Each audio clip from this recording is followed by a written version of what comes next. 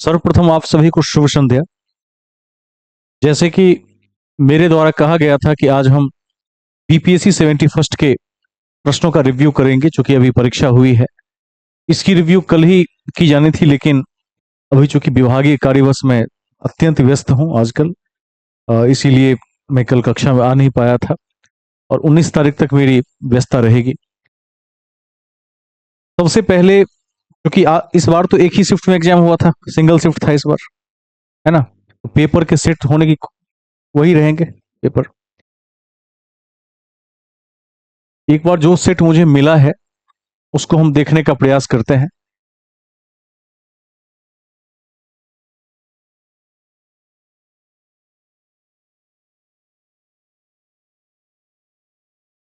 ये थोड़ा अस्पष्ट दिख रहा था, तो हमने इस सेट को उठा लिया है।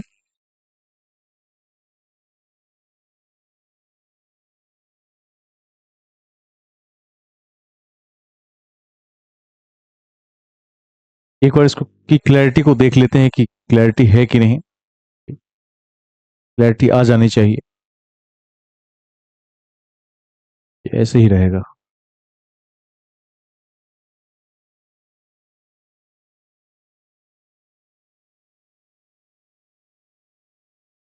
एक दूसरा भी सेट है मेरे पास, तो सही दिख रहा है इसमें, लेकिन इस स्क्रीन पर इसकी क्वालिटी चली गई है। आप लोगों को दिख रहा है क्या? देखिए तो, पढ़ा जा रहा है स्क्रीन से? ठीक है। अपने पास भी पेपर निकाल कर रख सकते हैं। मैं ग्रुप में एक पेपर मैंने शेयर किया था, एक दूसरा पेपर मैं शेयर कर देता हूं। बैकग्राउंड में उसको ऑन कर सकते हैं।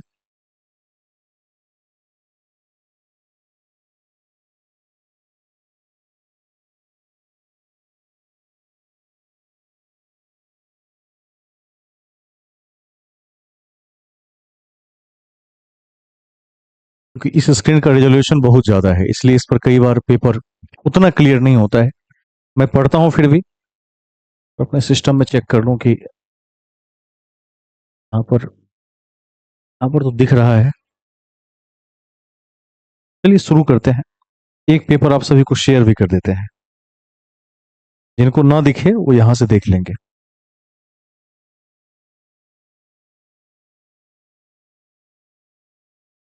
शुरुआत किया जाए। इस बार जो परीक्षा का पैटर्न रहा उसमें ऐसा लगता है कि कट ऑफ पिछले बार से 5 नंबर कम ही जाएगा, यदि ईमानदारी से परीक्षा हुई हो तब। यदि बीच में पेपर कहीं लीक हो गया हो या किसी तरह का कदाचार हो गया हो तो फिर कुछ नहीं कहा जा सकता है। लेकिन यदि सब कुछ ठीक रहा हो तो मैं समझता हूं कि स्थिति अच्छी रहनी चाहिए, 5 नंबर कम ही जाना चाहिए। इसमें सबसे पहला क्वेश्चन है हमारे पास, यूएनडीपी के मानव विकास सूचकांक एचडीआई रिपोर्ट 2025 के अनुसार भारत में जीवन प्रत्याशा 1990 में 58.6 वर्ष थी। यह 2023 में कितनी हो गई? तो याद रखिएगा, ये बढ़ के ये 72 ईयर्स हो गई। इसको याद रखना है, 72 साल हो गई, जीवन प्रत्याशा बढ़ गई। इसको याद रखना है, और ये हर साल ये रिपोर्ट बदलता रहता है। परीक्षा के दृष्टिकोण से इसको भी संज्ञान में रखना चाहिए। ठीक है। अगला क्वेश्चन, फरवरी 2025 में एआई एक्शन समिट किस शहर में आयोजित हुआ? तो सबसे पहले तो एआई की चर्चा हम लगातार करते भी रहते हैं, और फरवरी 2025 में जो एआई समिट हुआ उसका आयोजन पेरिस में हुआ। ध्यान रखिएगा, अभी ग्रोक, चैट जीपीटी और उसके साथ साथ कई तरह के एआई आईटी की दुनिया में आ चुके हैं। तो एआई से जुड़ा हुआ कुछ भी आएगा तो नजर बनाए रखिए उस पर। पेरिस में हुआ था। तीसरा क्वेश्चन, 96 अकादमी पुरस्कार 2014 में एम्पा स्टोन को किस फिल्म में मुख्य भूमिका के लिए ऑस्कर मिला था? तो ध्यान रखिएगा, कोई बता सकते हैं कि एमा स्टोन को किसके लिए ऑस्कर मिला था? पुअर थिंग्स के लिए ऑस्कर मिला था। एक बात यहां दिखती है कि यदि अखबार को रोज देखते हैं तो तैयारी करने की जरूरत नहीं पड़ती अलग से। जो व्यक्ति न्यूज़पेपर रोज पढ़ता हो उसकी तैयारी ऑटोमेटिक करंट में हो जाती है। और करंट एक ऐसा पोर्शन है बीपीएससी में जो सदैव से चैलेंजफुल रहा है। बहुत पढ़कर जाने के बाद भी दो तरह की तैयारी होती है करंट में। एक होता है कि आप तथ्यों को याद करते हैं, उसको मैं अच्छी तैयारी नहीं मानता। अच्छा तैयारी वो होता है जिसमें हम न्यूज़पेपर से अपडेट होते हैं, रेडियो से अपडेट होते हैं। उसमें क्या होता है, बाय डिफॉल्ट आपकी तैयारी बिल्ड होती हुई चलती है। एक क्वेश्चन आया था इसमें, गुजराती फिल्म 70वां, क्वेश्चन को एक बार निकाला जाए। इस गुजराती फिल्म ने 70वें राष्ट्रीय फिल्म पुरस्कार में राष्ट्रीय सामाजिक और पर्यावरणीय मूल्यों को बढ़ावा देने के लिए सर्वश्रेष्ठ फीचर फिल्म का पुरस्कार जीता। ठीक है, तो इसमें 4 विकल्प दिए हुए हैं और उस गुजराती फिल्म का नाम है कच्छ एक्सप्रेस। दिमाग से भी पकड़ सकते थे। कच्छ अभी भी आप लोगों ने पढ़ा है कि नहीं पढ़ा है, याद है? उसको पकड़ सकते थे। इसमें जो ऑप्शन है उसमें कच्छ से नजदीक का कोई ऑप्शन हो ही नहीं सकता था। एक बार इस सेट को हम दूसरी विंडो में खोलने की कोशिश करके एक बार देखते हैं कि कहीं ये खुल जाए तो थोड़ा और क्लियर दिख सकता है, क्योंकि इसका रेजोल्यूशन बहुत ज्यादा है और इस रेजोल्यूशन में ये आ नहीं पाया सही से। इंपोर्ट करके देखते हैं।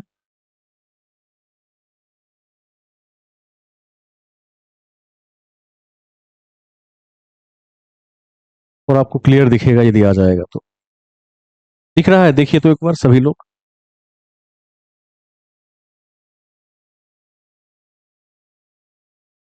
दिख रहा है क्या? पहले से ठीक। इसको हम थोड़ा सा और जूम इन जूम आउट कर सकते हैं। यहाँ पर ये फंक्शन तो है इसके अंदर। अब देखिए दिख रहा है पहले से ठीक, या पहले वाला ठीक था? पहले पहले वाला ही ठीक था।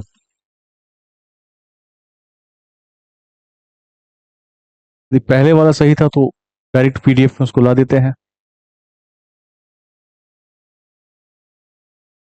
मुख्य बिंदु पर आ जाते हैं। तो कच्छ को आप पकड़ सकते थे यहां से। कच्छ का रन हमने अभी हाल में ज्योग्राफी में पढ़ा है।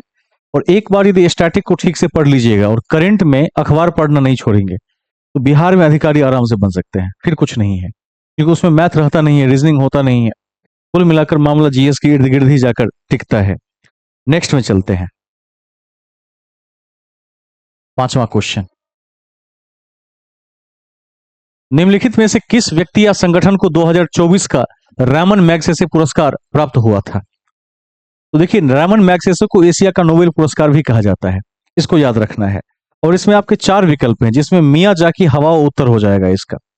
ठीक है, तब करेंट से है। हाँ, क्वेश्चन नंबर 6,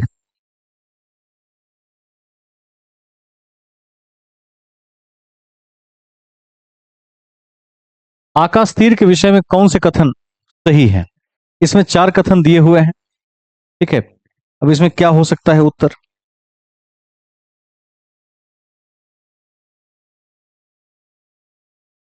भारतीय सेना का एयर डिफेंस सिस्टम है, भारत की व्यापक C4ISR प्रणाली को सहजता से एकीकृत करता है, निष्क्रिय रक्षा से सक्रिय प्रतिकार के रणनीतिक बदलाव को दर्शाता है, इनमें से एक से अधिक। देखिए, इसका जो उत्तर होगा वो क्या होगा? यह एयर डिफेंस सिस्टम है, इसको ध्यान रखिएगा।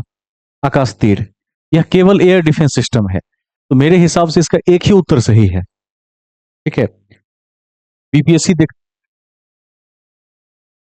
एक बार देखा जाना चाहिए बीपीएससी क्या मानता है, लेकिन इसको हम घेर के रखेंगे। दोबारा डिस्कस करेंगे इस पर, इसके बारे में मैं भी थोड़ा सा और देख लेता हूं कि हो सकता है दूसरा भी पॉइंट सही हो इसका। आप लोगों ने देखा हो तो बताइए।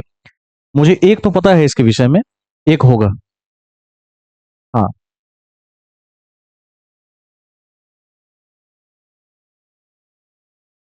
इसमें भारत की व्यापक C4ISR प्रणाली से सहजता से एकीकृत करता है। यदि दूसरा हो जाएगा तब तो फिर डी ऑप्शन हो जाएगा। एक बार इसको हम लास्ट में देखेंगे, सर्च भी कर लेते हैं एक बार, सब कुछ उपलब्ध है आजकल। 7वें प्रश्न को देखिए, निम्नलिखित में से कौन से रक्षा प्लेटफॉर्म मेक इन इंडिया पहल के तहत भारत की स्वदेशी सैन्य प्रणाली का हिस्सा है? 7वां का आंसर क्या हो सकता है?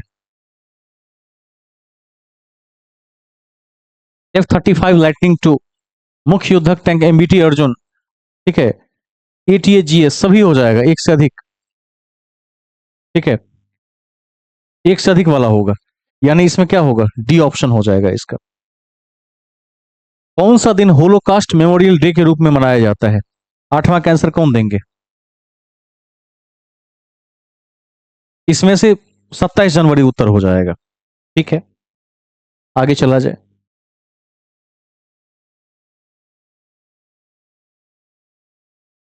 बानो मुश्ताक की किस पुस्तक को 2025 का अंतर्राष्ट्रीय बुकर पुरस्कार मिला? क्या होगा? आर्ट लैम्प को मिला। इस सबको, ये सब कहाँ से मिलता है? तो ये सब अखबारों से मिलता है।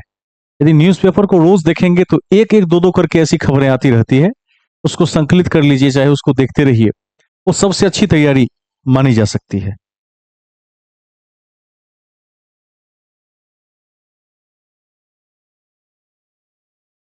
एक बार उस पर जाके देखते हैं कि वहां क्या पूछा था, है ना? वहां डिस्कस कर लेंगे उसको। करंट में बस यही है, बीपीएससी में जो 30-35 क्वेश्चन आते हैं वो निर्णायक क्वेश्चन होते हैं, और वो क्वेश्चन एक अवेयर अभ्यर्थी ही बना सकता है। और ऐसा नहीं है कि जो इस साल बना लिया वो अगले साल भी बना सकता है। यदि उसने तैयारी छोड़ दिया तो करंट लूज कर बैठेगा, करंट में ठीक नहीं कर पाएगा। और पीटी जिसने बीपीएससी का निकाल लिया, मैं दावे के साथ कह सकता हूं कि जरा भी होशियार विद्यार्थी हो तो मेंस निकल ही जाता है, फिर मेंस नहीं रुकता है, क्योंकि वह ग्रेजुएशन की परीक्षा की भांति होता है। उसमें लिखित उत्तर है, थोड़ा सा प्रयास करने से अच्छे नंबर वहां आ जाते हैं। आगे चलते हैं। सिंधु जल संधि के अनुसार 3 पूर्वी नदियां भारत को आवंटित की गई है। निम्नलिखित में से कौन सी उनमें शामिल नहीं है? झेलम, रावी, सतलज और इनमें से कोई नहीं। क्या होगा? झेलम नहीं है। Very good. सिंधु संधि के अनुसार 3 पूर्वी नदियां भारत को आवंटित की गई, जिसमें झेलम नहीं है। ठीक है। 11वां क्वेश्चन। यूएनडीपी के द्वारा विकसित क्षमता गरीबी माप सीपीएम के बारे में कौन सा कथन सही है? आप लोग 11वां का उत्तर पढ़ के बताइए क्या हो सकता है, कौन सा सही है।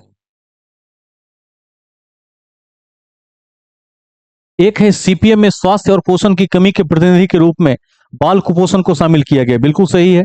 शिक्षा और ज्ञान में अभाव को दर्शाने के लिए महिला निरक्षरता को शामिल किया गया। बिल्कुल सही है। यह पुरुष निरक्षरता को क्षमता गरीबी का एक प्रमुख, ये नहीं, पुरुष वाला नहीं होगा। इसमें क्षमता गरीबी के एक महत्वपूर्ण संकेतक के रूप में स्वच्छ पेयजल तक पहुंच, बिल्कुल नहीं। केवल 1 और 2, यानी पहला विकल्प जिसमें 1 और 2 शामिल है। नीचे देख लीजिए, 4 कूट हैं इसके, जो कोड है ए नंबर में वो सही माना जाएगा इसका। ठीक है, आगे चलते हैं। Next question.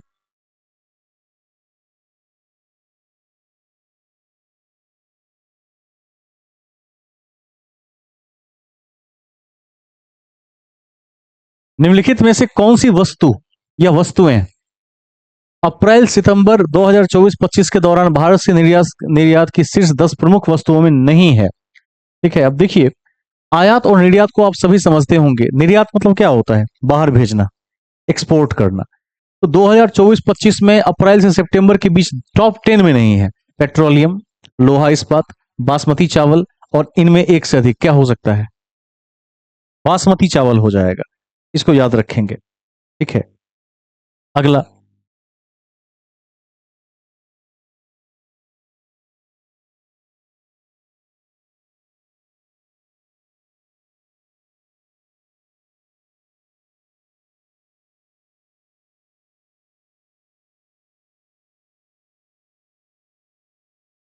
एक बार उस प्रश्न पर दोबारा चलते हैं।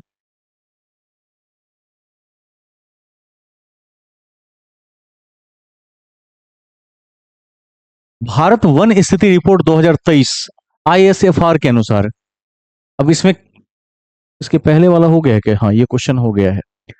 भारत वन स्थिति रिपोर्ट 2023 के अनुसार पहला ऑप्शन है, देश का कुल वन और वृक्ष आवरण देश के भौगोलिक क्षेत्र का 15% है। दूसरा है, सबसे बड़े दर्ज वन वाले शीर्ष 3 राज्य झारखंड, अंडमान निकोबार और मणिपुर हैं। तीसरा है, सबसे अधिक वृक्षावरण महाराष्ट्र राज्य में पाया गया, और इसके बाद राजस्थान और यूपी का स्थान है। और चौथा है, इनमें से एक से अधिक। क्या हो सकता है? क्या होगा 13 का उत्तर? अच्छे से देख के बताइए। हाँ,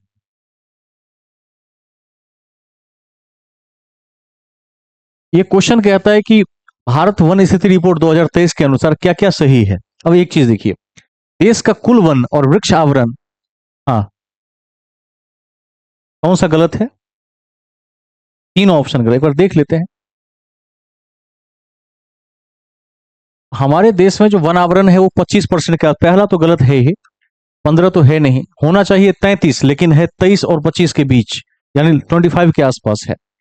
सबसे बड़े दर्ज वन क्षेत्र, पहला गलत ही है। सबसे बड़े दर्ज वन क्षेत्र आरएफए वाले शीर्ष 3 राज्य, झारखंड बिल्कुल नहीं, अंडमान निकोबार और मणिपुर नहीं है, बी गलत है। सबसे अधिक वृक्षावरण महाराष्ट्र राज्य में पाया गया, 1 मिनट। और इसके बाद राजस्थान और यूपी का स्थान है। अब देखिए इसमें क्या है, वृक्षावरण अलग चीज है, वन अलग चीज है। तो वृक्षावरण के दृष्टिकोण से देखेंगे तो ये सही है, सी ऑप्शन, महाराष्ट्र वाला। ठीक है, लेकिन इसमें दिया हुआ है कि महाराष्ट्र में पाया गया और उसके बाद राजस्थान यूपी, ये ठीक है, सी ठीक है इसका। ये कहां गलत है? वन नहीं दिया है, वृक्षावरण दिया हुआ है, तो वृक्षावरण में सही है। फिर ये वन में होता तो फिर मध्य प्रदेश हो सकता था, वो नहीं दिया है, इसका सी उत्तर हो जाएगा, गौर करने योग्य है। आगे चलते हैं।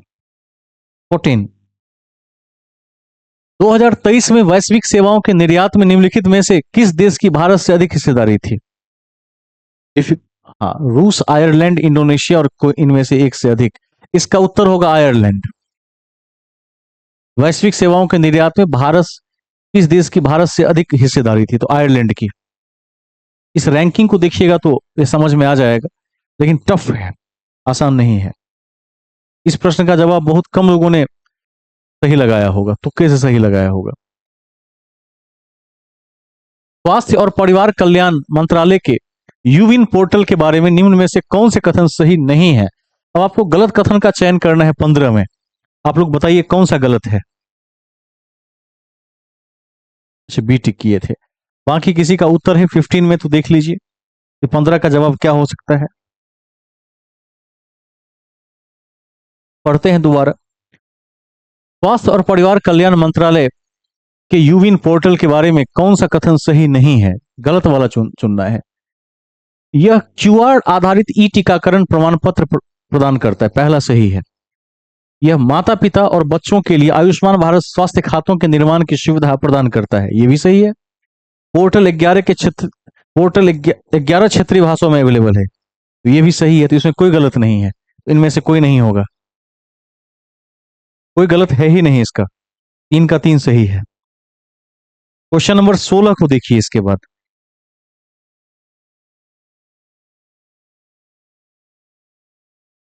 किस संगठन ने संयुक्त रूप से आवास और शहरी मामलों के मंत्रालय MOHUA के साथ राष्ट्रीय शहरी नवाचार स्टैक डिजिटल ब्लूप्रिंट विकसित किया है? इसका तो उत्तर सबको याद होना चाहिए। इसका तो हो जाएगा राष्ट्रीय शहरी मामले संस्थान। आउट क्वेश्चन है, ठीक है, इसको याद भी नहीं करना, ये तो वैसे ही जवाब दे देंगे। इसका विभाग ही यही है।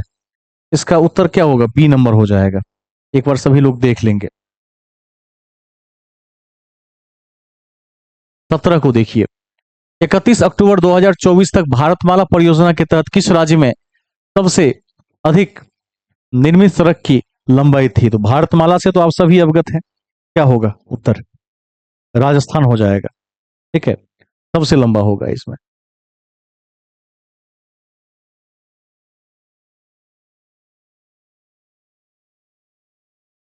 किसान ऋण पोर्टल KRP के शुभारंभ से पहले किसान ब्याज अनुदान और शीघ्र पुनर्भुगतान प्रोत्साहन योजनाओं के तहत मैनुअल दावे निम्नलिखित में से किस संस्थान को प्रस्तुत करते थे?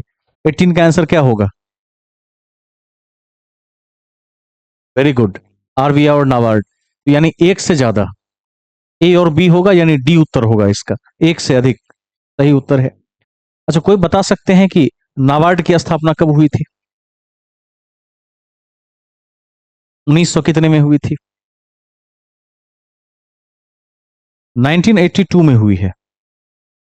ठीक है, कृषि का सबसे बड़ा बैंक है, याद रखिएगा। और RBI की स्थापना तो लिखवा भी दिए हैं, कब हुई थी? 1935 में, इसको भी ध्यान रखेंगे। RBI को बैंकों का बैंक भी कहा जाता है। भारत का विदेशी मुद्रा भंडार, अब देखिए करंट के हिसाब से पूछा है कि वर्तमान में विदेशी मुद्रा भंडार कितना है, कितना है इसमें से? दिसंबर 2024 के अंत तक बढ़कर लगभग 640 बिलियन अमेरिकी डॉलर हो गया, पहला सही है, याद रख लीजिएगा। और अगले साल फिर यह बदलेगा और फिर वो आंकड़ा पूछा जा सकता है, उसको भी तैयार रख लेंगे। ठीक है, क्वेश्चन नंबर 20। NFHS 5 के आंकड़ों के अनुसार निम्नलिखित में से किस राज्य ने 2019-20 में 6% से कम आबादी को बहुआयामी रूप से गरीब के रूप में दर्ज किया? क्या हो सकता है उत्तर इसका? इसका उत्तर होगा हिमाचल प्रदेश। Very good. हाँ, क्या? हाँ, दोबारा बताइए, माइक थोड़ा पास लेकर।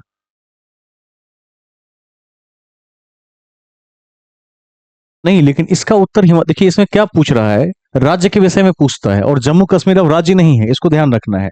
दिल्ली अब राज्य नहीं है, तो जब राज्य पूछेगा तो यूटी नहीं दे सकते हैं, तो इसलिए हिमाचल प्रदेश देना क्या है, हमारी बाध्यता है यहाँ पर। जम्मू कश्मीर और लद्दाख केंद्र शासित प्रदेश हैं, केंद्र के अधीन है अब। ठीक है, तो हिमाचल ही इसका सही उत्तर होगा इसमें। नेक्स्ट में चलते हैं। अब देखिए 21 में सूची मिलान करने वाला है।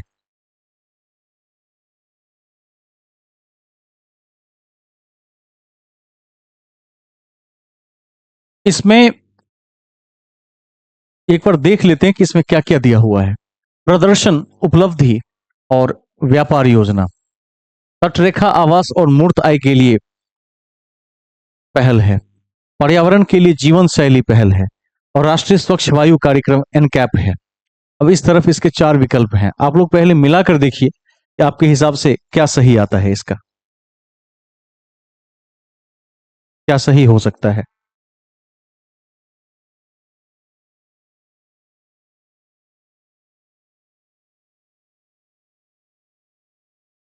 विकल्प नीचे हैं इसके।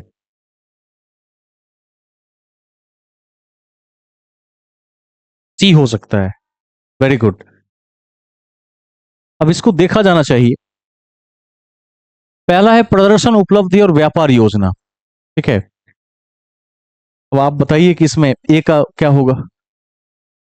इसमें जो उपलब्ध विकल्प है उसमें दूसरा हो सकता है, ऊर्जा गहन उद्योगों में उत्सर्जन को कम करने का लक्ष्य। बिल्कुल महत्वपूर्ण है। अभी देखिए कार्बन को लेकर पूरी दुनिया में जो बैठकें हो रही हैं उसमें कार्बन एमिशन को लगातार कम करने के लिए जो बैठक हो रही है उसी का ये हिस्सा है। तो इसमें थोड़ा तर्क से पकड़ लेंगे तो इसका दूसरा हो जाएगा। उसके बाद है तट रेखा आवास और मूर्त आय के लिए पहल। तो इसमें देखिएगा 2023-24 के केंद्रीय बजट में इसको पेश किया गया था। तीसरा है पर्यावरण के लिए जीवन शैली। ठीक है, तो इसमें क्या हो जाएगा, इसमें हो जाएगा नवंबर 2021 में ग्लासगो में सीओपी 26 में लॉन्च किया गया, तो इसका ये हो सकता है। और एक और बच गया, उसको मिला दीजिए, राष्ट्रीय स्वच्छ वायु कार्यक्रम। तो इसका क्या हो सकता है, तीसरा, राष्ट्रीय स्तर की रणनीति के रूप में 2019 में लॉन्च किया गया। क्वेश्चन आसान नहीं है, जो रोज अखबार देखते हैं वही इसको लगा सकते हैं टिक। एक ट्रिक है इसमें, जैसे पहला तो आसानी से पकड़ा जाएगा, और यदि आसानी से पकड़ा गया पहला, चूंकि प्रदर्शन, उपलब्धि और व्यापार योजना ऊर्जा से इसका संबंध है, ए का 2 पकड़ा गया, तो ए का 2 सिंगल ऑप्शन है। बीपीएससी ऐसे जो डिफिकल्ट क्वेश्चन सेट करता है उसमें एक क्लू देके छोड़ देता है। यदि आपको एक भी याद है तो आप पकड़ लीजिएगा, तो इस बेसिस पर इसको पकड़ सकते थे। Question number 23। 23 को देखिए, 23 क्या कहता है, निम्नलिखित में क्या विज्ञान प्रौद्योगिकी और नवाचार नीति 2020 का परिणाम नहीं था। अब नहीं वाला पूछ रहा है, पहले तो था वाला पता कर लीजिए।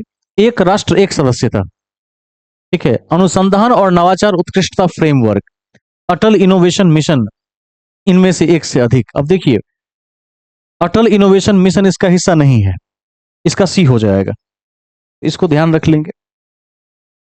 देश के सकल, हाँ, देश के सकल मूल्य वर्धित जीवीए में सूक्ष्म लघु और मध्यम उद्योगों की हिस्सेदारी 2020-21 में डैश से बढ़कर 2022-23 में डैश % हो गई। तो 24 का आंसर क्या हो सकता है, कितना से बढ़ के कितना हो गया, 30% हो गया। ठीक है, बहुत बढ़िया, इसका उत्तर भी हो जाएगा। आंकड़ों का प्रश्न है, हर साल आते रहते हैं आंकड़े। भारतीय सीमेंट उद्योग के संबंध में निम्नलिखित में से कौन सा कथन सही है। सही वाले को चुन के 25 में बताइए कौन सा सही है।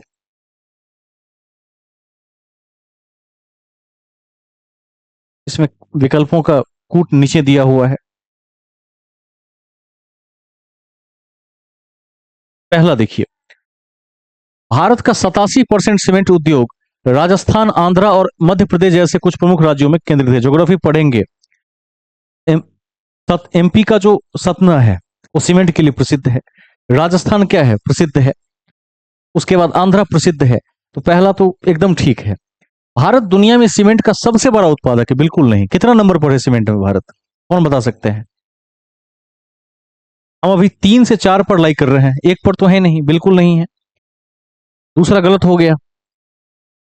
भारत में अधिकांश सीमेंट संयंत्र कच्चे माल के स्रोतों से दूर और निर्यात का समर्थन करने के लिए बंदरगाहों के पास स्थित है। बिल्कुल सही है तीसरा। मैक्सिमम जो सीमेंट फैक्ट्रीज है वो बंदरगाहों के पास है, कच्चे माल के पास तो है ही नहीं। तो डेफिनेटली 1 और 3 सही है, इसका 2 गलत है। तो 1 और 3 वाले में सी हो जाएगा इसका उत्तर। इसको देख लीजिएगा एक बार। ज्योग्राफी का क्वेश्चन है, आगे हम पढ़ेंगे ही उद्योगों में जाकर सीमेंट उद्योग के बारे में। Question number 26। बिहार के मिशन दक्ष का प्राथमिक उद्देश्य क्या है? पहले मिशन दक्ष को समझ लीजिए थोड़ा सा। पहले देश में केंद्र सरकार मिशन बुनियाद के नाम से एफएलएन चलाती थी, फाउंडेशनल लिटरेसी एंड न्यूमरेसी, जिसका वर्तमान नाम कोई बता सकता है आप में से क्या है? मिशन दक्ष का आज का नाम क्या है, अभी जो चल रहा है? कौन बता सकते हैं? अभी है निपुण संकल्प, नेशनल इनिशिएटिव करके उसका फुल फॉर्म है। प्रोफिशिएंसी, आगे चल के पी का मतलब है प्रोफिशिएंसी, ठीक है, इन फाउंडेशनल न्यूमरेसी एंड लिटरेसी। तो जो निपुण है वह मिशन बुनियाद का वर्तमान नाम है और बिहार सरकार इसे दक्ष के नाम से चला रही थी। अब इसको पढ़ते हैं एक बार। बिहार के मिशन दक्ष का प्राथमिक उद्देश्य क्या है? तो उद्देश्य यही था कि जो क्लास 2 से लेकर क्लास 8 तक के बच्चे हैं उनको लिखना, पढ़ना और कैलकुलेशन आ जाए, जोड़ घटाव गुणा भाग तक आ जाए, बेसिक चीजें आ जाए। तो इसमें क्या हो सकता है? ग्रामीण क्षेत्रों में प्राथमिक विद्यालयों में स्कूल नामांकन बढ़ाना, बिल्कुल नहीं है। वरिष्ठ माध्यमिक स्तर पर शिक्षकों को व्यावसायिक प्रशिक्षण प्रदान करना, बिल्कुल नहीं है। ग्रेड स्तरीय दक्षताओं तक पहुंचने के लिए पिछड़ने वाले छात्रों के लिए व्यक्तिगत सलाह प्रदान करना, ये बिल्कुल सही है। इसमें 2 लेवल पहले होते थे सेंट्रल में, लेवल 1 एंड लेवल 2। जैसे हिंदी और इंग्लिश में जो छात्र पैराग्राफ से नीचे था, यानी अक्षर पर था, शब्द के अध्ययन पर था, तो उसको मानते थे कि यह लेवल 1 में है। जो वाक्य पढ़ सकता है, समझ सकता है, कहानी को पढ़ और समझ सकता है, एडवांस स्टोरी को पढ़ और समझ सकता है, उसको लेवल 2 का माना गया। तो लेवल 1 के बच्चों को लेवल 2 के ग्रेड में ले जाना इसका मुख्य उद्देश्य था। तो सी हो जाएगा। आगे चलेंगे, 27 नंबर को देख लीजिए। बिहार स्टार्टअप नीति 2022 के युवा ढांचे के तहत निम्नलिखित में से कौन से घटक नहीं है? अब इसका उत्तर कौन देंगे 27 का?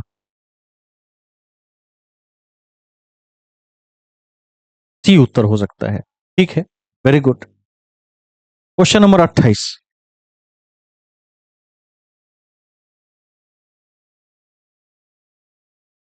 2023-24 में बिहार के आर्थिक प्रदर्शन के बारे में निम्नलिखित में से कौन सा सही है? अब देखिए बिहार के बारे में स्पेशल क्वेश्चन आ गया। ये तो खैर बहुत धुंधला दिख रहा है यहां पर मुझे।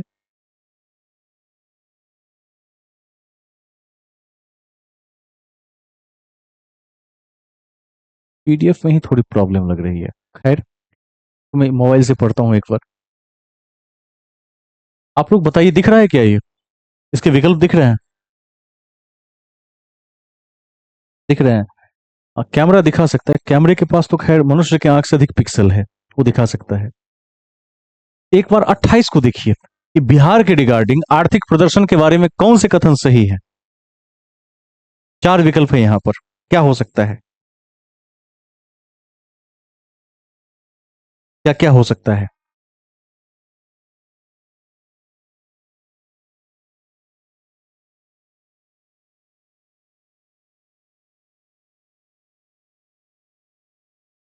पहला है, फर्स्ट है, मौजूदा कीमतों पर बिहार की प्रति व्यक्ति जीएसडीपी पिछले वर्ष की तुलना में 2023-24 में 12.8% बढ़ी।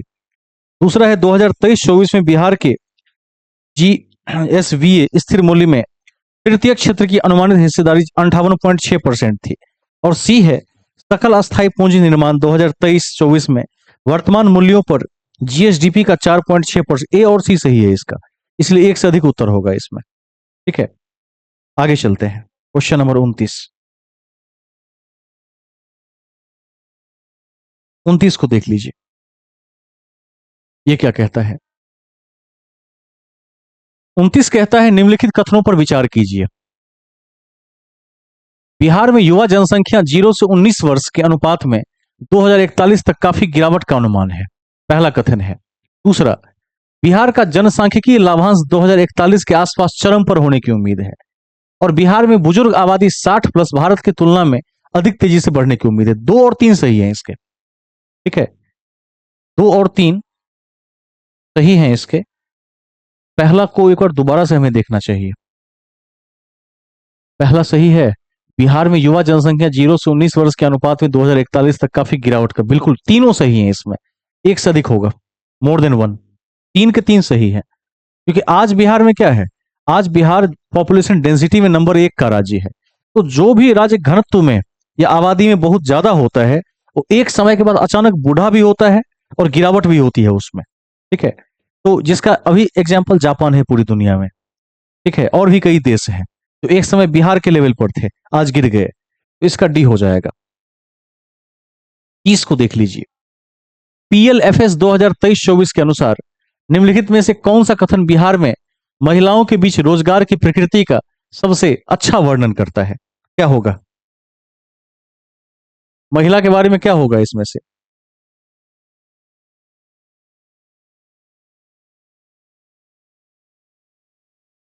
ए है, ज्यादातर महिलाएं औपचारिक नियमित वेतन वाली और नौकरियों में है। बिल्कुल नहीं है बिहार में, ये तो हो ही नहीं सकता। फोन करना है भाई, कुछ समय के बाद फोन करें। तो पूरे दिन लगभग 1500 से 2000 फोन आते हैं अभी।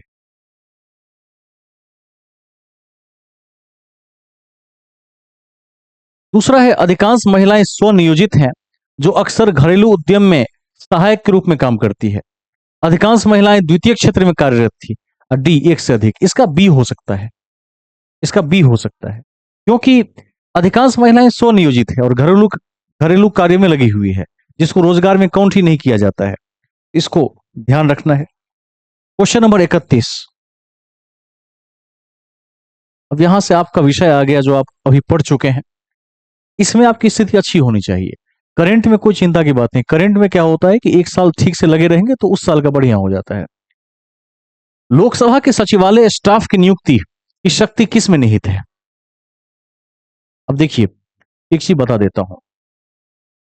लोकसभा सचिवालय के जो स्टाफ की नियुक्ति की शक्ति होती है, वो लोकसभा अध्यक्ष के परामर्श के उपरांत राष्ट्रपति करते हैं। इसको याद रखिएगा।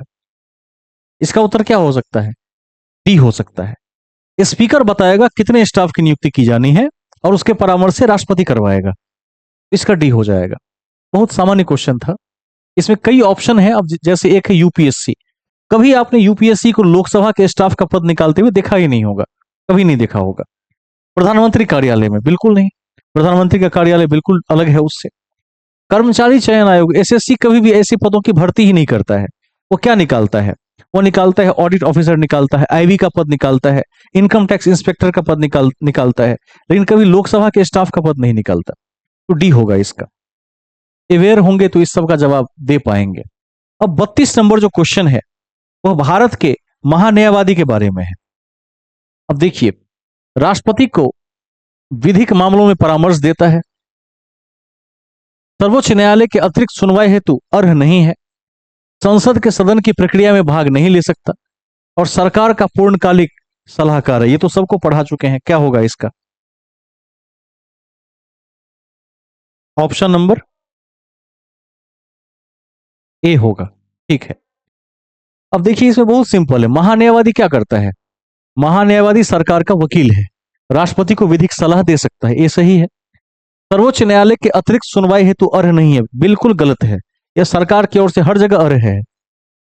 संसद के सदन की प्रक्रिया में भाग नहीं ले सकता, ले सकता है, बस वोट नहीं दे सकता, लेकिन भाग तो ले सकता है।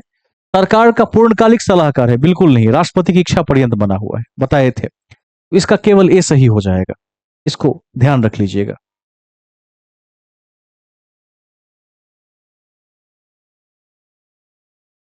भारतीय संविधान के विभिन्न सूचियों के निम्नलिखित विषयों पर विचार कीजिए। निम्नलिखित में से कौन विषय समवर्ती सूची में आते हैं? तो आप सभी को सूची लिखवा दिया गया है, उसको जरूर देख लीजिएगा और आप लोग बताइए देखकर कि क्या उत्तर हो सकता है इसका।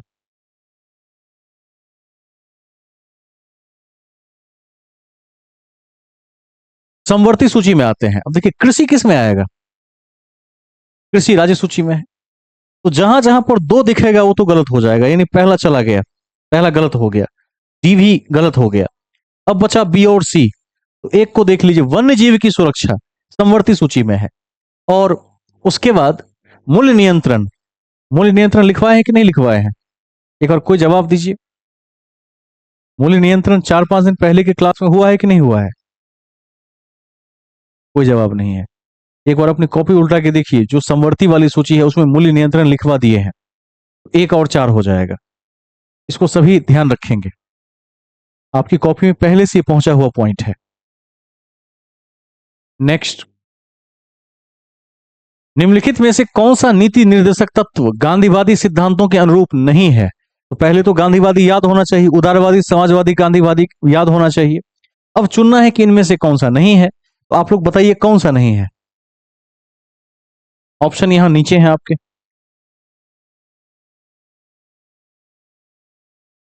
समान नागरिक संहिता और काम का अधिकार, ठीक है, 2 और 4, वेरी गुड। देखिए, ग्राम पंचायत गांधी जी का स्वप्न था, सबको पता है, आर्टिकल 40 में बता दिए थे कि आर्टिकल 40 तो शुद्ध गांधीवादी है। तो जहां जहां एक आ जाएगा वो तो गया, तो बी और डी तो वैसे ही चला गया। अब बचा ए और सी। समान नागरिक संहिता गांधीवाद में नहीं आता है, ठीक है। और उसके बाद काम का अधिकार गांधीवाद में नहीं आता है, तो 2 और 4 नहीं हो जाएगा, छांट लेंगे यहां से, आप इजिली छांट सकते हैं। ये सब तो डायरेक्ट कॉपी से क्वेश्चन है आपके। 35 नंबर को देखिए, ये तो सब बना सकते हैं, सूची जिसको याद होगा, 12 सूची है ना। क्या होगा इसका? ऑप्शन नंबर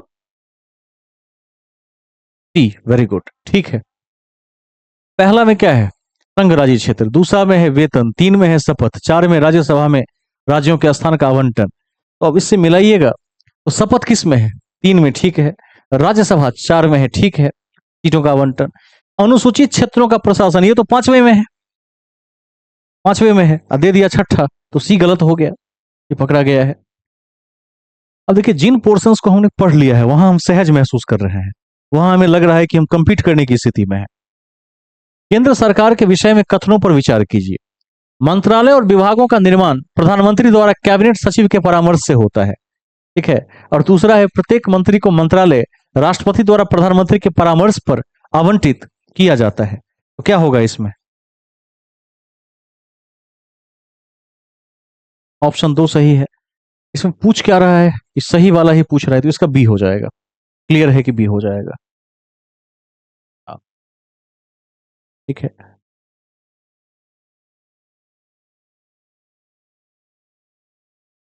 ठीक है, आगे चलें। राज्य विधायिका की कार्यवाही के बारे में क्या सत्य है? आप लोग बताइए, 37 का उत्तर क्या होगा?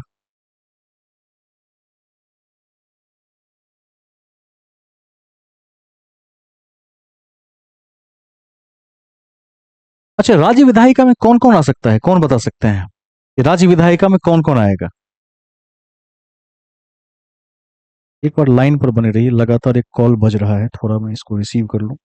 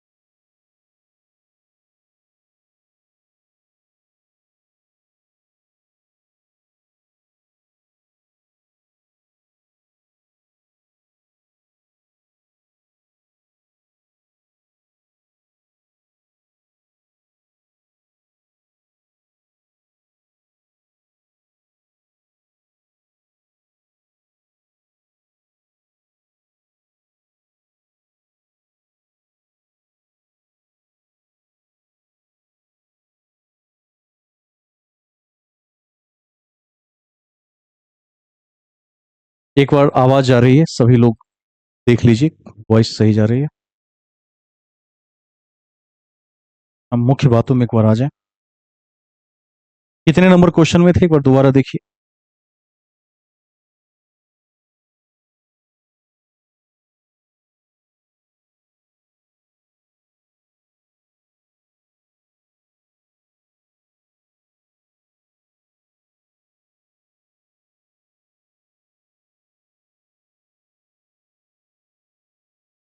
हम एक 37 नंबर में थे। ठीक है, 37 में आते हैं। क्वेश्चन था कि राज्य विधायिका की कार्यवाही के बारे में क्या सत्य है। महाधिवक्ता को मत देने का अधिकार है। विधायिका में कार्य केवल राज्य की सरकारी भाषा में अथवा हिंदी अथवा अंग्रेजी में निष्पादित किए जाएंगे।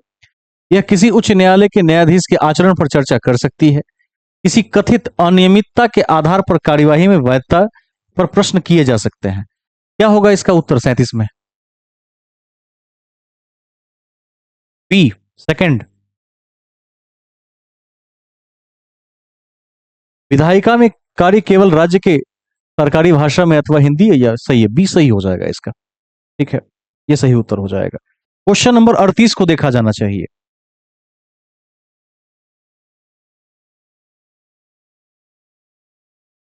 भारतीय संविधान मौलिक अधिकारों पर औचित्यपूर्ण प्रतिबंध का प्रावधान करता है, परंतु औचित्य को ध्यान में रखना चाहिए कि पहला, सामान्य जन का हित संरक्षित हो, विद्यमान सामाजिक मूल्य एवं सामाजिक आवश्यकताएं अवरोध न हो। ठीक है, राज्य के नीति निर्देशक सिद्धांतों को नजरअंदाज बिल्कुल नहीं कर सकते। 3 तो गलत हो गया। सामूहिक हित वृहत्तर नहीं है, ये तो बिल्कुल गलत है। सामूहिक हित ही वृहत्तर है, सबसे बड़ी चीज है। तो 3 4 चूंकि गलत है, तो इसमें 1 और 2 सही हो जाएगा। इसमें किसी को डाउट नहीं होगा। पहला है कि सामान्य जनता का हित हो, बिल्कुल उसी लिए मौलिक अधिकार है। और दूसरा है कि अवरोध न आए सामाजिक मूल्यों में, तो दोनों सही हैं इसके। क्वेश्चन नंबर 39, निम्नलिखित में से कौन वित्त आयोग के सदस्य के लिए जो अर्हता है, आवश्यक अर्हता, उसका निर्धारण करता है। वित्त आयोग का मेंबर कौन बन सकता है, कौन बताएंगे?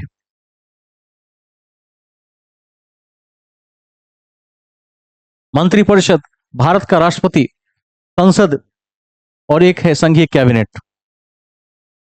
क्या हो सकता है? संसद विधि के द्वारा। हाँ ठीक है, एकदम सही है।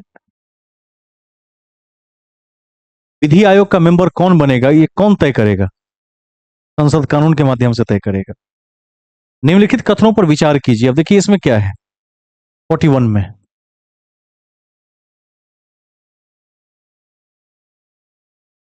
40 छूट गया क्या? 40 छूट गया। 40 को पहले देखिए। निम्नलिखित कथनों पर विचार कीजिए।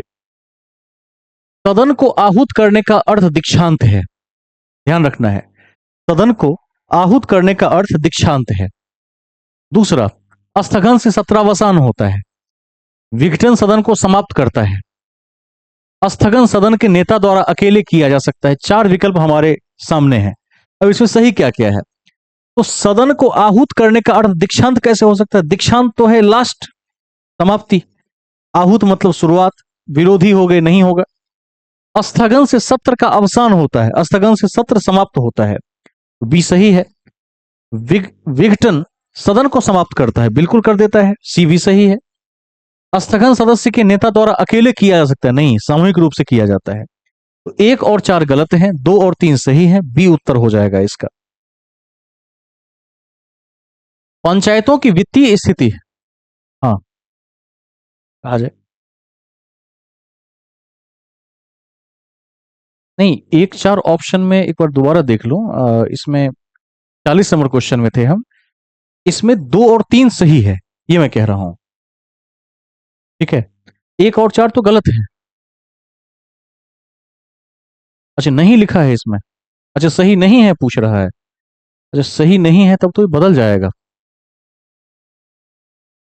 अब एक बार देखिए फिर क्या हो सकता है।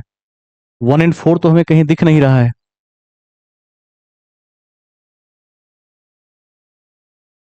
इस क्वेश्चन को भी घेर के रखिए, इसको सबसे लास्ट में देखेंगे, इसके विकल्पों को दोबारा। पंचायतों की वित्तीय स्थिति की समीक्षा के लिए कौन अधिकृत है? 41 का जवाब क्या हो सकता है, कौन बताएंगे? पंचायतों की वित्तीय स्थिति की समीक्षा के लिए कौन अधिकृत है? राज्यपाल द्वारा गठित राज्य वित्त आयोग। इसका डी उत्तर हो जाएगा, इसको याद रख लीजिएगा। 42, सरकार द्वारा घोषित आत्मनिर्भर भारत योजना सहयोग करती है। अब इसमें बताइए 42 का उत्तर क्या हो सकता है? 42 किसमें सहयोग करती है? पहला है भारत की निर्माण क्षमता वृद्धि और उद्योगों से निर्यात में, और दूसरा है घरेलू उत्पादन में विदेशी निवेश को प्रोत्साहित करने में। बोथ हो जाएंगे, यानी दोनों सही हैं, तो सी हो जाएगा इसका। नेक्स्ट में चलते हैं। पंचायती राज का मुख्य उद्देश्य क्या है? कौन बता सकते हैं? पंचायती राज का मुख्य उद्देश्य क्या है? पहला है रोजगार सृजन, कृषि आय में वृद्धि, जनता में राजनीतिक चेतना में वृद्धि। तीनों गलत हैं। चौथा होगा जनता को विकास के प्रशासन में प्रतिभाग करने योग्य बनाना। ठीक है, पंचायती राज में क्या होता है? प्रतिनिधि सामने होता है, सीधे चुन सकते हैं। तो विकास में जनता खुद प्रतिभागी बनती है। आगे चलेंगे। 44, निंदा प्रस्ताव के बारे में क्या सत्य है? तो बताए थे कि यह अविश्वास प्रस्ताव से क्या है? भिन्न है। तो 44 का उत्तर क्या होगा? ए हो जाएगा। यह हमने हाल ही में पढ़ा था। निम्नलिखित में कौन सा विषय उच्च न्यायालय और सर्वोच्च न्यायालय दोनों के अधिकार क्षेत्र में आता है? राज्यों के बीच विवाद, केंद्र और राज्य के बीच विवाद, मौलिक अधिकारों का संरक्षण। आ गया उत्तर। 226 और 32 दोनों के पास है, पढ़े थे आप। 226 में हाई कोर्ट में अपील हो सकता है, आर्टिकल 32 में सुप्रीम कोर्ट में अपील हो सकता है। इसका वही उत्तर हो जाएगा, मौलिक अधिकार का संरक्षण। नेक्स्ट में चलते हैं। कांग्रेस के किस भारतीय नेता ने प्रथम बार उदारवादियों पर सुरक्षित सेफ्टी वॉल्व का सिद्धांत दिया था? लाला लाजपत राय ने दिया था, सबको याद होगा, पढ़ाए थे इतिहास में। सेफ्टी वॉल्व का सिद्धांत लाजपत राय ने दिया था। ये सब तो हल्का क्वेश्चन है, हिस्ट्री काफी आसान आया है। उसके बाद दिल्ली में उसके राजकीय प्रवेश के अवसर पर किस वायसराय पर एक बम फेंका गया था? लॉर्ड हार्डिंग पर एक बम फेंका गया था। इसको ध्यान रखना है, दिल्ली दरबार को याद रखना है। 47 का सी हो जाएगा। 1911 में कैलिफोर्निया विश्वविद्यालय में भारतीय दर्शन शास्त्र के प्रोफेसर बनने का 1911 में अवसर किसको मिला था? कौन बताएंगे?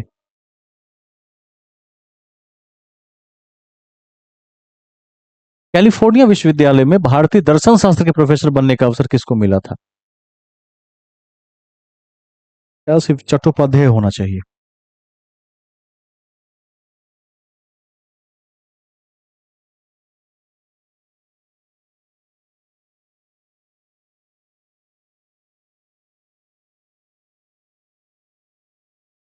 एक बार सर्च ही कर लेते हैं।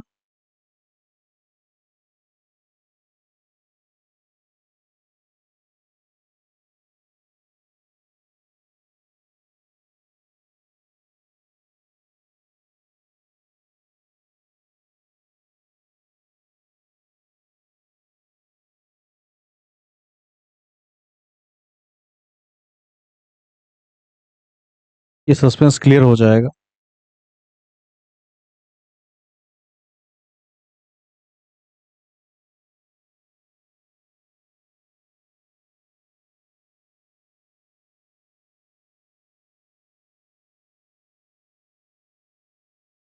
इसमें वीरेंद्र चट्टोपाध्याय हो जाएगा, ए होगा इसका उत्तर।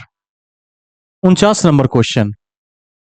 एमएओ कॉलेज अलीगढ़ के प्रधानाचार्य का नाम बताइए जिसने 19वीं सदी के अंतिम दशकों में मुस्लिम सांप्रदायिकतावाद को बढ़ावा दिया था। क्या होगा उत्तर?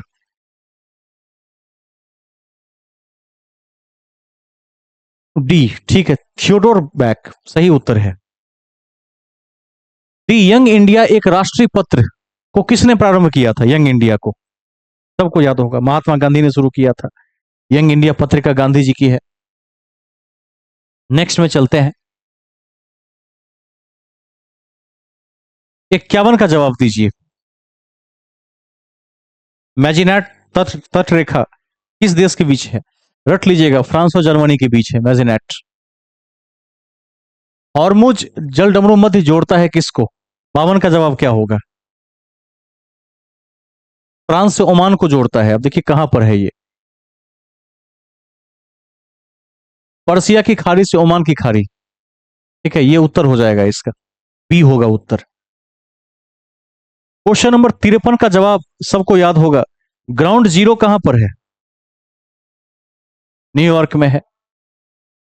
कौन सा स्थल डमरू मध्य है जो कि डेविल्स नेक के नाम से भी डेविल्स नेक के नाम से भी जाना जाता है? क्या होगा? करा जल डमरू मध्य। 54 का ए हो जाएगा। 55 को देखिए। 55 लडंग संदर्भित करता है किसको? तो जो स्थानांतरित खेती होती है उसी का एक प्रकार लडंग है, स्थानांतरित कृषि। इसको ध्यान रखना है। दुनिया का सबसे बड़ा नदी द्वीप कौन सा है? सबको याद होगा ये, माजुली। माजुली सबको याद होगा। किस नदी पर है? ब्रह्मपुत्र नदी पर है। ये सबको याद होगा। भारत का सबसे बड़ा द्वितीय नदी बेसिन है कौन सा? गोदावरी नदी बेसिन है, नंबर 2 पर। कौन सा अलकनंदा और भागीरथी के संगम का स्थल है? तो देवप्रयाग। ठीक है, प्रयाग को सब जानते हैं, देवप्रयाग के नाम से विख्यात है। भारतीय क्षेत्र में दो ज्वालामुखी द्वीप हैं, बैरन और नारकोंडम होगा, डी उत्तर होगा। भूगोल में भी लिखवा देंगे इसी चैप्टर में आते आते। बैरन और नारकोंडम को याद रखिएगा। कहां पर है बैरन नारकोंडम? अंडमान निकोबार में है। दो ही ज्वालामुखी जीवित हैं भारत में। मेरठ में किस आइटम की शिल्पकला को जीआई टैग मिला है? क्या होगा उत्तर?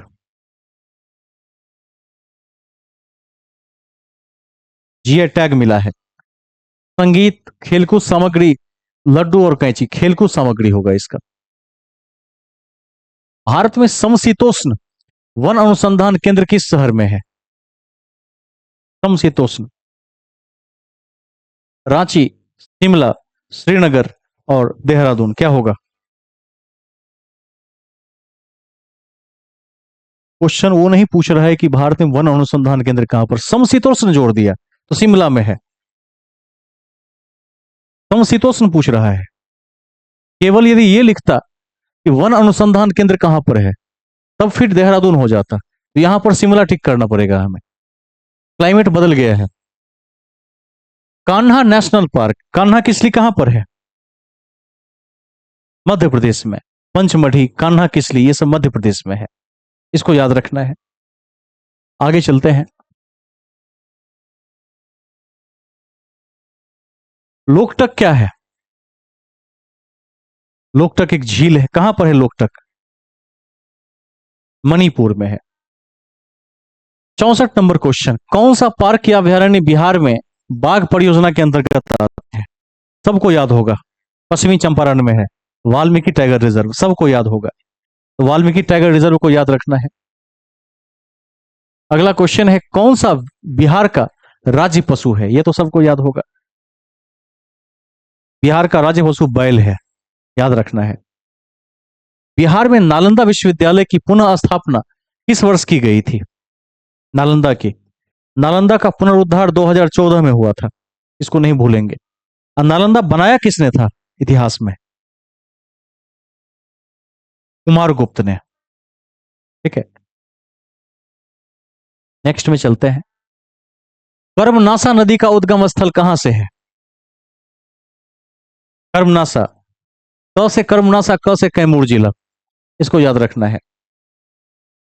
बिहार संपूर्ण भारत का कितना परसेंट पायरेट का उत्पादन करता है? 95% का। बिहार के किस जिले में सोना पाया जाता है? कौन बताएंगे? जमुई डिस्ट्रिक्ट में गोल्ड पाया जाता है। बिहार का अधिकांश भाग निम्नलिखित में से किस प्रकार की जलवायु के अंतर्गत आता है? कौन सी जलवायु है? बिहार में तो गर्मी ही पड़ता है, तो उष्णकटिबंधीय हो जाएगा। उष्णकटिबंधीय जलवायु के अंतर्गत आता है। ये ऑप्शन होगा। उपोष्ण नहीं होगा, उष्ण होगा। बिहार उष्ण में है। नेक्स्ट में चलें। अब देखिए, हम एक लकड़ी के बक्से को 200 न्यूटन बल लगाकर उसे नियत वेग से फर्श पर ढकेलते हैं, सीमांत घर्षण बल कितना होगा? 71 का आंसर कौन दे सकते हैं? देखिए, जब वेग कांस्टेंट है तो जितना फोर्स लगाया उतना ही घर्षण होगा। तो 200 लगाया तो 200 ही होगा, इसका उत्तर 200 न्यूटन हो जाएगा, वो नहीं बदलता है। नेक्स्ट, एक ट्रक विराम अवस्था से किसी पहाड़ी से नीचे की ओर नियत त्वरण से लुढ़कना शुरू करती है, यानी ऊपर से नीचे लुढ़क रही है। 20 सेकंड में 400 मीटर की दूरी तय करता है। ट्रक का द्रव्यमान 7 टन है, तो इस पर लगने वाला बल क्या होगा? कौन बता सकते हैं इसको कैसे बनाएंगे 72 को? जल्दी। 20 सेकंड में 400 मीटर की दूरी तय कर रहा है और मास मास दिया हुआ है। 72 का आंसर कोई बना के दिखा सकते हैं?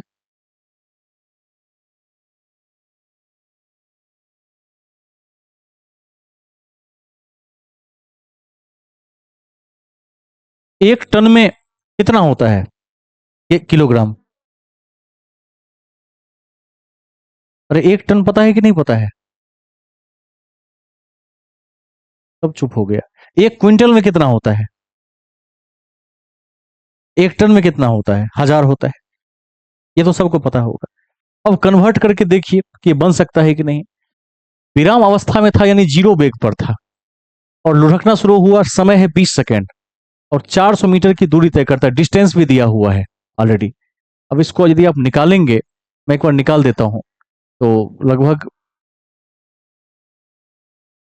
डिवाइड करके एक बार चेक कर लें इसको। मैं कैलकुलेशन करके आपको बता देता हूं, बना के भी दिखा देता हूं इसको।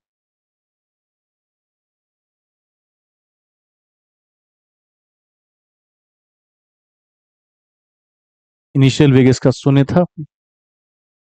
ई बराबर क्या हो जाएगा?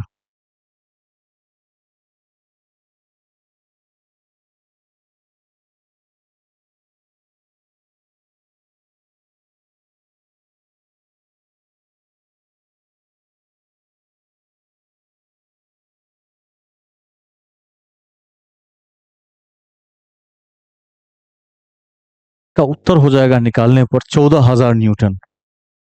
72 का डी होगा उत्तर। ठीक है, एक बार चेक भी कर लेते हैं। मैं एक थोड़ा सा कैलकुलेट कर लेता हूँ, आप लोग लाइन पर रहेंगे, आपको बनाकर दिखा देता हूँ। तो बेसिक फिजिक्स का क्वेश्चन है।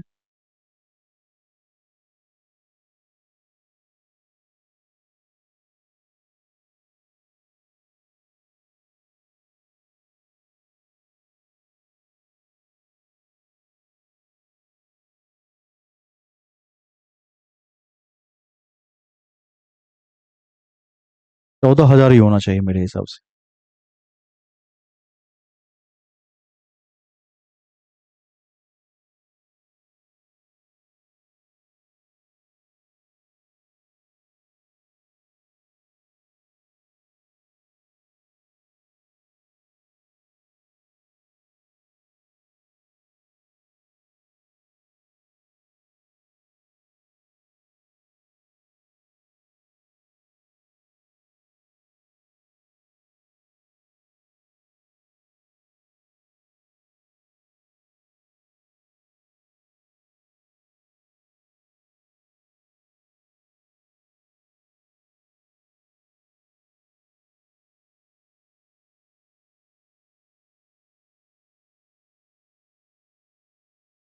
एक बार इसको बना के देख लीजिए, अच्छा सवाल है।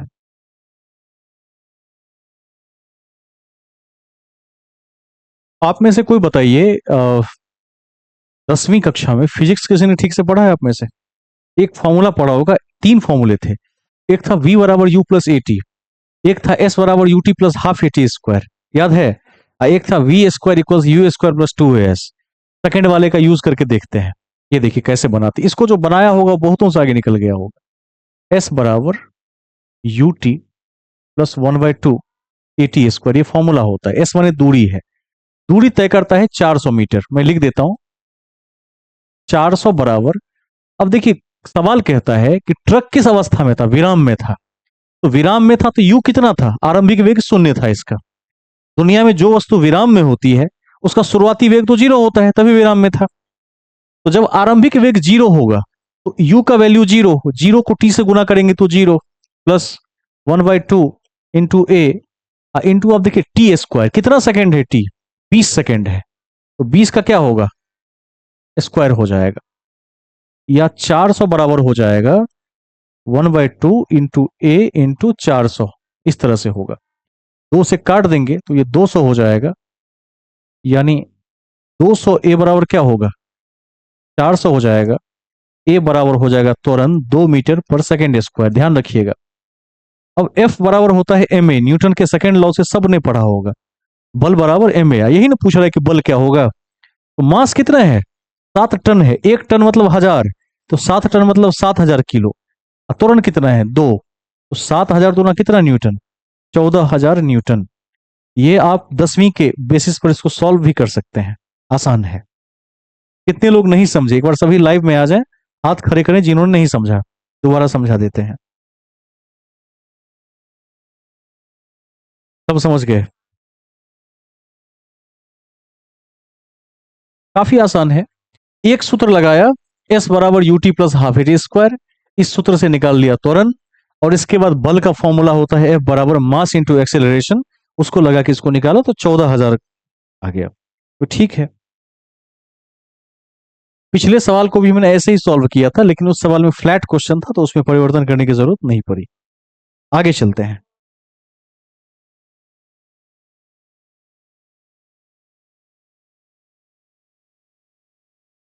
तो आप लोग देख लीजिएगा बाद में। अगला क्वेश्चन है, किसी घर में एक महीने में ऊर्जा की खपत 250 यूनिट होती है, तो कुल ऊर्जा जूल में कितनी होगी? यानी यूनिट को जूल में कन्वर्ट करना है। नहीं कर लेंगे? कन्वर्ट ही तो करना है। इसको यदि तोड़िएगा तो हो जाएगा 9 × 10⁻8 जूल। 73 कितने लोग बना सकते हैं? 73। हाथ खड़े करें।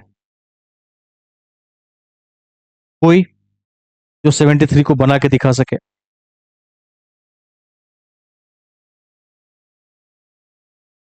जल्दी।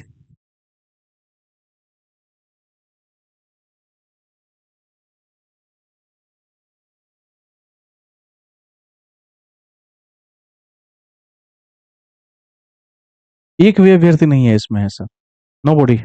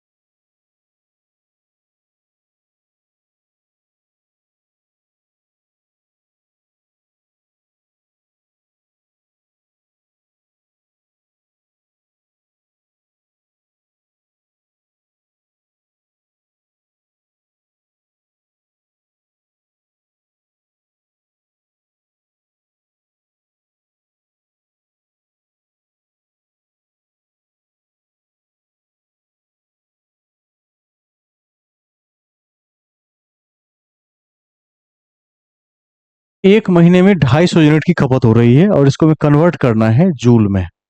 इसका एक सूत्र लिखवा देते हैं, लिख लीजिए।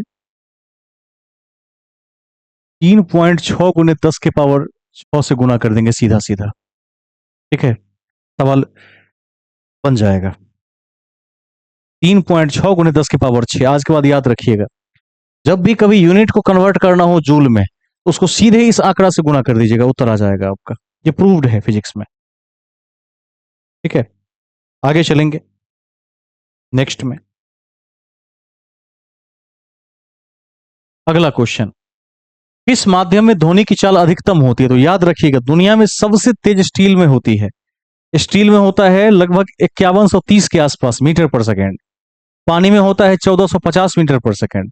और ध्वनि में होता है हवा में होता है 332 मीटर पर सेकेंड। तो सबसे तेज स्टील में होता है। स्टील हो जाएगा। 75 को देखिए, मुक्त रूप से गिरते हुए पिंड की स्थैतिक ऊर्जा लगातार कम हो जाती है। इसके रिगार्डिंग क्या उत्तर हो सकता है? पहला है, ऊर्जा संरक्षण का सिद्धांत का उल्लंघन नहीं है। ऊर्जा संरक्षण सिद्धांत का उल्लंघन है। गुरुत्वाकर्षण बल का उल्लंघन है। गुरुत्वाकर्षण बल का उल्लंघन नहीं है। अब सुनिए, कोई वस्तु जब ऊपर से फ्रीली गिर रही हो तो क्या होगा? कोई बताना चाहते थे? बताइए।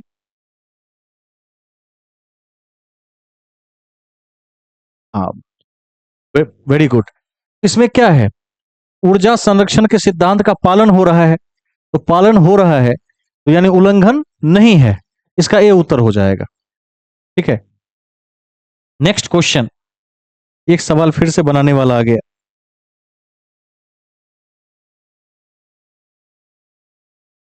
ये देखिए, बैलों की एक जोड़ी खेत जोतते समय हल पर 140 न्यूटन का बल लगाती है। जोता गया खेत 15 मीटर लंबा है, तो खेत की लंबाई को जोतने में किया गया कार्य कितना है? निकाल के देख लीजिए कितना कार्य हुआ है।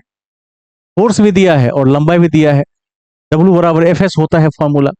14 को 15 से गुना करेंगे तो कितना होगा? 150 2100 के आसपास होगा। सी उत्तर हो जाएगा 76 का। अब मैंने कैसे बनाया उसको देखिए। सबको एक फॉर्मूला याद होगा, सबने पढ़ा होगा, 12th में तो पढ़ा ही होगा। डब्ल्यू बराबर एफ एस, यदि इस तीर को हटा देंगे तो कॉस थीटा बन जाता है, सबको याद होना चाहिए। अब एफ कितना फोर्स लगा? 140 न्यूटन। और दूरी कितना तय किया? 15 मीटर। गुना कर दीजिएगा तो 2100 जूल की ऊर्जा लग जाएगी, सीधे बन जाएगा। फ्लैट क्वेश्चन है। तो डब्ल्यू बराबर एफ एस को याद रखिएगा। कार्य बराबर क्या होता है? बल गुने विस्थापन, इससे बन जाएगा। नेक्स्ट क्वेश्चन, समतल दर्पण की फोकस दूरी कितनी होती है? जैसे ये समतल दर्पण है, एक बार इसको बनाते हैं पहले। समतल दर्पण की फोकस दूरी कितनी होती है? तो अनंत होती है, पढ़ा भी होगा सबने। ये है समतल दर्पण, इस तरह से। अब देखिए इसमें क्या होगा, ऐसे जाएगा, ऐसे ही आ जाएगा, ऐसे जाएगा, ऐसे भाग जाएगा। और ये सरल रेखा है। यदि कोई सरल रेखा किसी वृत्त का हिस्सा हो तो कहा जाता है कि उस वृत्त की त्रिज्या अनंत होती है। याद रखिएगा, जब त्रिज्या ही अनंत है तो फोकस दूरी भी क्या है? त्रिज्या का आधा है, यानी अनंत है। ठीक है, इसको याद रखेंगे तो अनंत हो जाएगा। निम्नलिखित में से कौन सा पद विद्युत परिपथ में विद्युत शक्ति को निरूपित नहीं करता है? नहीं वाला पूछ रहा है। तो अब एक बार देखिए, विद्युत शक्ति को निरूपित नहीं करता है, क्या होगा इसमें? 78 में कौन बता सकते हैं? नहीं करता है पूछ रहा है। आई स्क्वायर आर होगा, आई स्क्वायर आर होगा। ठीक है, इसको ध्यान रखेंगे, आई स्क्वायर आर होगा। आगे चलते हैं। नेक्स्ट, लघुपाथन के समय परिपथ में विद्युत धारा का मान क्या होता है? शॉर्ट सर्किट के टाइम में पूछ रहा है। इंग्लिश भी देख लिया कीजिए, क्लियर हो जाएगा। शॉर्ट सर्किट कब होता है? जब करंट बहुत अधिक बढ़ जाता है। ठीक है, तो इसका क्या होगा? बहुत अधिक बढ़ जाता है, सी उत्तर हो जाएगा इसका। इसको ध्यान में रखना है। नेक्स्ट, उपकरणों को विद्युत आघात से बचाने के लिए क्या करते हैं? फ्यूज लगाते हैं उसमें, सबको पता होगा। 0.1 NaCl समाधान का पीएच मान है लगभग डैश। 81 का उत्तर क्या हो सकता है?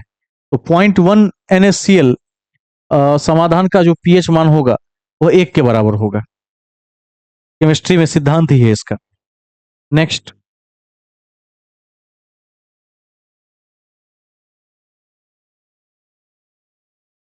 नीचे से रात में चमकने वाले वर्णक के रूप में कौन सा यौगिक जाना जाता है? कौन सा वर्णक रात को चमकता है? इसका उत्तर होगा यूरोपियम, याद रख लीजिएगा। स्मार्ट फिल्म के लिए किस सामग्री का उपयोग किया जाता है? स्मार्ट फिल्म, क्या होगा उत्तर? Smart film, calcium carbonate, Indian tin oxide, zinc chloride और सिलिका, क्या हो सकता है?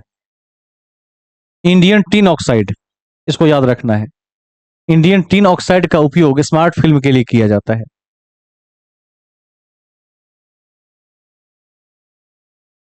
कार्सिनोमा के उपचार में किस धातु यौगिक का उपयोग किया जाता है? प्लेटिनम का। ठीक है, गर्भ निरोधक गोलियों में किस यौगिक का उपयोग किया जाता है? कौन बताएंगे 85 का उत्तर? पहला उत्तर हो जाएगा, फर्स्ट ऑप्शन हो जाएगा, लेवोनोगेस्ट्रॉल, इसका उपयोग करते हैं। तेल को गैल्वेनाइज पॉट में क्यों नहीं रखा जाता है? अब इस क्वेश्चन को देखिए। गैल्वेनाइज पॉट का मतलब होता है जिसका जस्तीकरण किया जाता है। जैसे साइकिल के हैंडल में देखिएगा व्हाइट चमकता रहता है हैंडल, उसका गैल्वेनाइजेशन किया गया है। यही क्वेश्चन है कि तेल को गैल्वेनाइज पॉट में क्यों नहीं रखा जाता है? जहरीला यौगिक बनाता है, गुणवत्ता को खराब करता है, जंग लग जाता है, सभी तो सभी हो जाएगा इसमें। ऑक्टेन रेटिंग बढ़ाने के लिए किस यौगिक का उपयोग किया जाता है? ऑक्टेन रेटिंग क्या होगा? वेरी गुड, टेट्रा एथिलेट एथिलेट की उत्तर हो सकता है इसका। पीएचबीवी बायोडिग्रेडेबल पॉलीमर का पूर्ण रूप क्या है? 88 का जवाब कौन देंगे?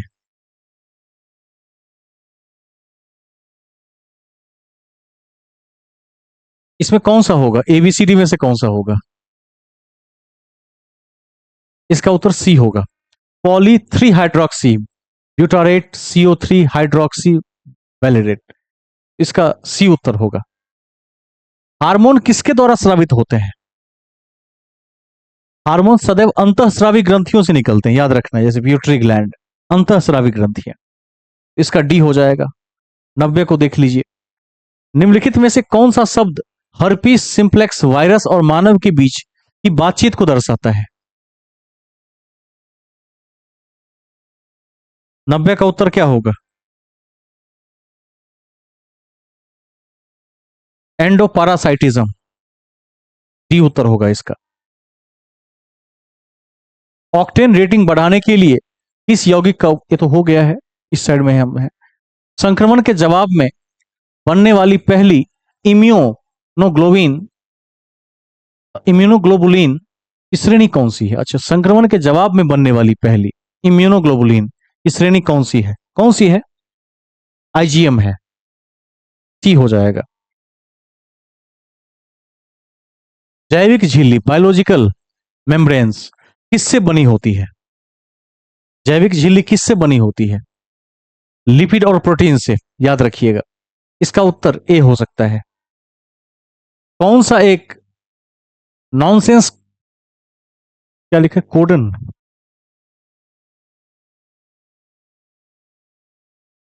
हाँ नॉनसेंस कोडन है।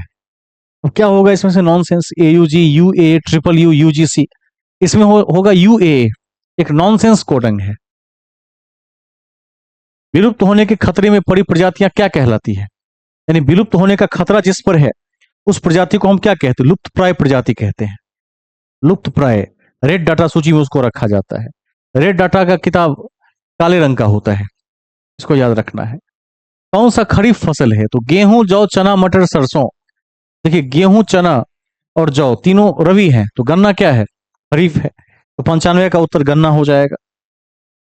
गेहूं, जौ, चना, मटर, सरसों याद रख लेंगे। पौधों में जाइलम किस कार्य का जिम्मेदार है? जाइलम क्या करता है? कौन बताएंगे? जाइलम का काम है जल परिवहन। तो जल परिवहन किस में है, एक बार देख लीजिए।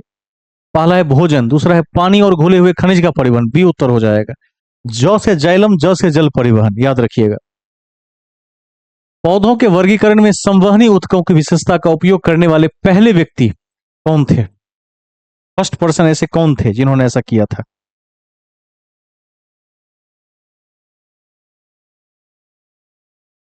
एंगलर और प्रांतल, बैंथम और हुकर, APD कॉन्डले, एक से अधिक। बाकी नहीं थे क्या? बाकी भी तो हैं।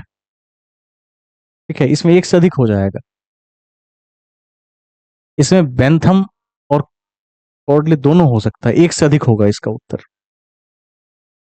आम में जो हम भाग खाते हैं, आम का हम कौन सा हिस्सा खाते हैं?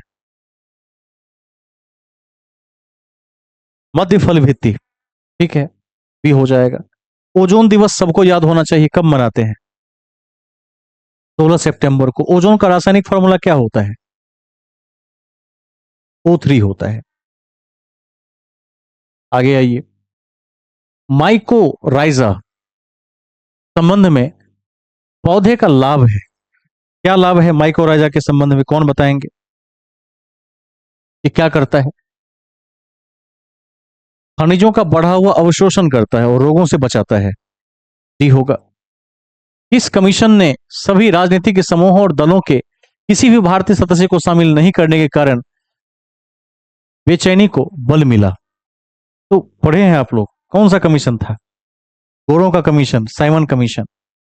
एक भी भारतीय शामिल नहीं था, 1928 वाला। तो इसका उत्तर क्या होगा? साइमन कमीशन होगा। किसने आजाद हिंद फौज का नेतृत्व संभाला और चलो दिल्ली की प्रसिद्ध लड़ाई का नारा दिया? किसने कहा दिल्ली चलो? सुभाष चंद्र बोस ने कहा दिल्ली चलो, आजाद हिंद फौज बनाया। हम या तो भारत को स्वतंत्र करेंगे या अभियान में मर जाएंगे, यह नारा किसने दिया था? महात्मा गांधी ने दिया था। आगे चलते हैं। किसने बांटो और छोड़ो के नारे को दिया था, लिखवा दिए थे? जिन्ना ने कहा, मुस्लिम लीग की ओर से, ठीक है। बांटो और भागो का नारा दिया था। किस अधिनियम ने भारत के विभाजन के लिए दो नए स्वतंत्र भारत और पाकिस्तान के राज्य को मूर्त रूप प्रदान किया था? कौन सा अधिनियम? भारत स्वाधीनता अधिनियम 1947। दो राष्ट्र बने थे। किस कांग्रेसी नेता ने 1918 में बिहार की यात्रा की ताकि होम रूल लीग की गतिविधियों को बल मिल सके? होम रूल क्या होगा उत्तर? एनी बेसेंट ने बिहार की यात्रा की, याद रखेंगे। चंपारण कृषि कमेटी की नियुक्ति में किसके बीच समझौता हुआ था? भारत सरकार और महात्मा गांधी के बीच समझौता हुआ था। नेक्स्ट, बिहार में किसान सभा का प्रमुख नेता कौन था? सबको याद होगा, स्वामी सहजानंद, ठीक है। नेक्स्ट,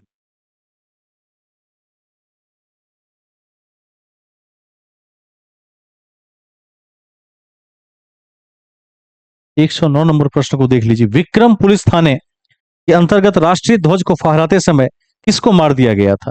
तो रट के रखिएगा, राम नारायण की हत्या हो गई थी, ठीक है। इसमें है ऑप्शन बी में है। मार्च 1939 में बिहार के मुख्यमंत्री कौन बने? डॉक्टर श्री कृष्ण सिंह बिहार के पहले मुख्यमंत्री बने, तो याद रखना है। ये सब आप लिख भी चुके हैं। अब मिलान करने वाला है। अब 111 में आप लोग मिलान करके बताइए क्या सही होगा। फूट नीचे है इसका। पहला क्या है? एक तरफ है स्थल, एक तरफ है राज्य, ठीक है। कर्ण सुवर्ण किसका नाम था? कर्ण सुवर्ण किसका नाम था?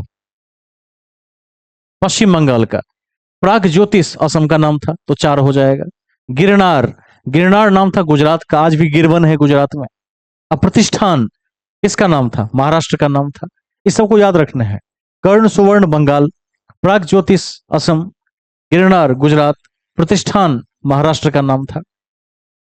निम्नलिखित में से कौन एक ऋग्वैदिक युग से संबंधित नहीं है? गार्गी, घोषा, अपाला और विश्ववारा। इसमें क्या होगा? 112 में संबंधित नहीं है पूछ रहा है, विश्ववारा होगा इसमें। ऋग्वैदिक काल से इसका संबंध नहीं है, विश्ववारा होगा। आगे चलें। फिर से मिलान करने वाला आ गया, घटना और संबंधित व्यक्ति। ये आप लोग मैच कर देंगे। आप लोग बताइए कि इसका उत्तर क्या हो सकता है। पहला है चोल गंगम झील, तो पहला का होगा राजेंद्र प्रथम, राजेंद्र चोल ने करवाया था। हर्म महामात्र की नियुक्ति अशोक, प्रयाग की सभा हर्षवर्धन, और सुदर्शन झील का पुनरुद्धार जो कहे थे कि पूछेगा ही पूछेगा। 4 शासकों से नाम जुड़ा है, इसमें एक कौन हो सकता है? चंद्रगुप्त मौर्य हो सकता है। एक और शासक कौन हो सकता है उससे जुड़ा हुआ? एक और कौन हो सकता है गुप्त शासकों में? ठीक है, इसको ध्यान रखिएगा। नेक्स्ट क्वेश्चन क्या कहता है? निम्नलिखित शासकों में से किसने सबसे अधिक समय तक शासन किया? आप देखिए, बहुत अच्छा क्वेश्चन पूछा है। इसमें कालखंड पर पकड़ होनी चाहिए। आप लोग बताइए कि किसने सबसे लंबे समय तक शासन किया? बहलोल लोधी, ची नंबर, ये सबसे सही उत्तर है। हमने वहां एक बार चर्चा भी की थी इसकी। प्राचीन भारत के निम्नलिखित राजवंशों पर विचार कीजिए। सुंग, मौर्य, कुषाण, कण्व। अब ये सजाने के लिए कह रहा है सही कालक्रम के अनुसार। तो 115 का उत्तर क्या होगा? कौन बताएंगे? सबसे पहले तो मौर्य होगा। मौर्य के बाद कौन होगा? अंतिम मौर्य राजा कौन था? बृहद्रथ। जिसकी हत्या किसने की? पुष्यमित्र शुंग ने। तो मौर्य के बाद क्या होगा? शुंग होगा। दो के बाद तो एक हो गया। अब इसके बाद कौन होगा? कुषाण होगा कि कण्व होगा? कण्व होगा। और कण्व के बाद कौन होगा? कुषाण होगा। तो कुषाण सबसे लास्ट में होगा। तो यानी मौर्य, शुंग, कण्व और कुषाण किस में है? 3, 1, 4, 2। गलत पढ़ लिया क्या? नहीं, 2, 1, 4, 3 बी ऑप्शन में है। तो बी सही हो जाएगा। अगला क्वेश्चन, कौन सी एक तुलसीदास द्वारा नहीं लिखी गई थी? तुलसीदास की रचनाएं लिखवा चुके हैं इतिहास में। इसमें क्या हो जाएगा? साहित्य लहरी। क्योंकि इसमें देखिए, विनय पत्रिका, गीतावली, कवितावली, जितनी वली है, पत्रिका है, सब तुलसीदास ने लिखा है, लेकिन गीत लहरी नहीं लिखा है। आगे चलते हैं। सूची को फिर से मिलाना है इमारत और बनाने वाले व्यक्ति से। काबुली बाग मस्जिद, 2.5 दिन का झोपड़ा। देखिए 2.5 दिन का झोपड़ा कौन होगा? कुतुबुद्दीन ऐबक। बी का 1 सब में है। बहुत चालाकी कर दिया इसने। इलाहाबाद का किला और एतमा उद्दौला। एतमा उद्दौला किसने बनवाया था? नूरजहां ने बनवाया था। डी का 2 हो जाएगा। देखिए डी का 2 केवल एक ऑप्शन में, इसे पकड़ लीजिए। 4, 1, 3, 2 पकड़ा गया। काबुली बाग मस्जिद तो क्या होगा? बाबर। 2.5 दिन का झोपड़ा ऐबक। इलाहाबाद का किला अकबर। एतमादुद्दौला का मकबरा नूरजहां। एतमादुद्दौला का मकबरा किसके मकबरे पर बना है? किसके लिए बना है? नूरजहां के पिता के मकबरे पर बना है। ठीक है, इसको ध्यान रखिएगा। अगला क्वेश्चन, कौन एक सही सुमेलित नहीं है? व्यक्ति और संबंध। दयानंद सरस्वती, सत्यार्थ प्रकाश सही है। James Augustine Hicky, chronicle. उसके बाद देख लीजिए एक बार इसमें क्या उत्तर हो सकता है। कौन सा एक सुमेलित नहीं है 118 में? जल्दी बताइए आप लोग। हिक्की ने क्या चलाया था? बंगाल गजट। दिया क्या हुआ है? क्रॉनिकल। गलत है। जेम्स ऑगस्टस हिक्की ने बंगाल गजट पत्रिका की शुरुआत की थी, तो यानी ये बी गलत हो गया इसका। आगे चलते हैं। फिर से है मैच पिता और पुत्र। अब इसको मैच कीजिए पहले।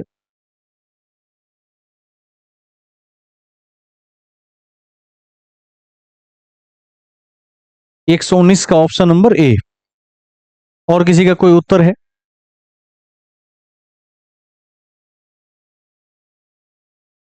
अकबर के बेटे का नाम क्या था ये बताइए। सलीम। जो आगे चलकर जहांगीर बना। अकबर का सलीम हो जाएगा, यानी बी का 1 हो जाएगा। 3 में है बी का 1। उसके बाद एक ऑप्शन जो हमारे सामने है वो है शाहजहां, तो मुराद हो जाएगा इसका सी का 4। अब देखिए सी का 4 केवल एक में है, केवल एक में है, पकड़ा गया। ए।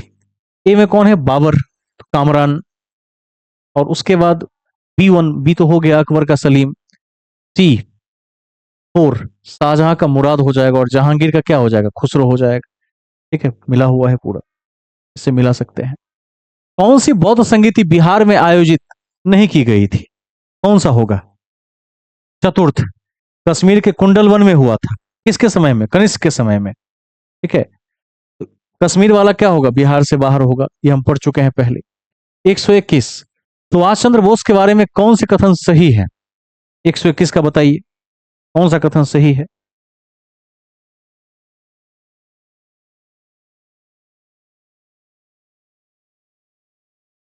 वह भारतीय राष्ट्रीय कांग्रेस के 1938 के त्रिपुरी सत्र में अध्यक्ष चुने गए। ठीक है। जनवरी 1941 में वो घर में नजरबंद से भाग निकले। उन्होंने सिंगापुर में 21 अक्टूबर 43 को भारत की अस्थायी सरकार गठित की। क्या होगा? कौन सा ऑप्शन होगा?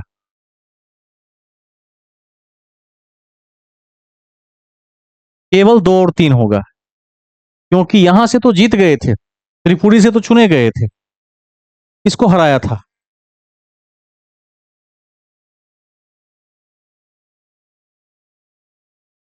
अच्छा हाँ, ईस्वी अलग है, 1938 है। नहीं, पहला तो गलत है, पहला गलत है। किसको हराया था त्रिपुरी में? ये कौन बताएंगे? पट्टा भी सीतारमैया को हराया था, हम लिख चुके हैं इस बात को। ईस्वी केवल फेर है ईस्वी का, ये गलत हो गया। 1938 के कारण ये गलत हो गया। एक गलत है, दो तो ठीक है, 3 भी सही है। 2 और 3 कर लीजिए। आगे चलते हैं। कौन सा नालंदा विश्वविद्यालय में आचार्य नहीं थे? कौटिल्य, नागार्जुन, शीलभद्र और शांति रक्षित। क्या होगा? कौन नहीं थे? कौटिल्य। कौटिल्य कहां के प्रोफेसर थे? तक्षशिला के, जो पाकिस्तान में है।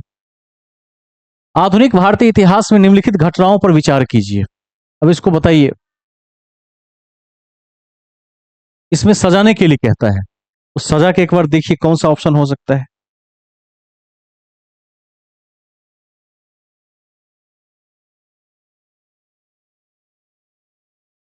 ए हो जाएगा, वांडीवास। वांडीवास के बाद क्या होगा? राजा नंद कुमार को मृत्युदंड। उसके बाद क्या हो जाएगा? सालाबाई की संधि। लास्ट में टीपू सुल्तान 1799 में मृत्यु। वांडीवास की लड़ाई कब हुई थी? 60 में हुई थी। Very good. तो सबसे पहले तो वांडीवास ही होगा, सबसे लास्ट में 1799 वाला होगा। ठीक है, इसको ध्यान रखेंगे।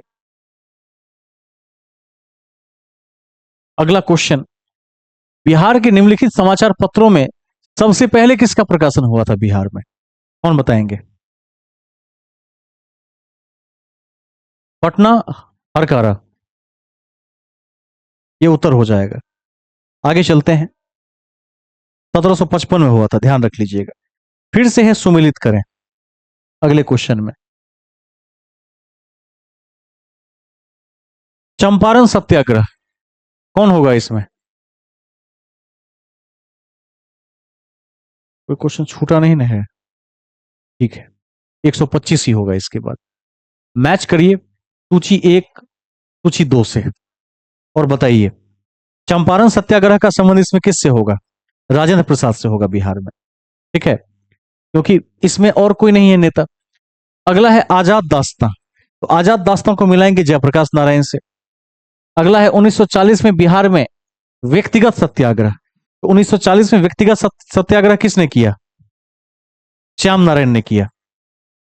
और बिहार किसान सभा, स्वामी सहजानंद सरस्वती। इसको ध्यान रखिएगा। तो ये मिल गया, देख लीजिएगा जो भी उत्तर हो इसका।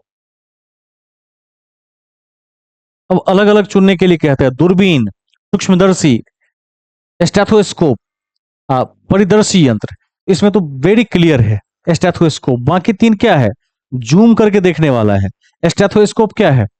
शरीर की स्थिति पता करने वाला है, जिसको डॉक्टर यूज करते हैं। ठीक है, आगे चलते हैं। अगला क्वेश्चन, ये रीजनिंग है, इस सब को आप बना लीजिएगा, ये मुझे अभी बताना नहीं चाहिए फिलहाल, ये सब कर ही लेंगे। दिक्कत होगी तो मुझसे पूछ लीजिएगा। काफी आसान प्रश्न है, यहाँ से रीजनिंग मेरा स्टार्ट हो गया है।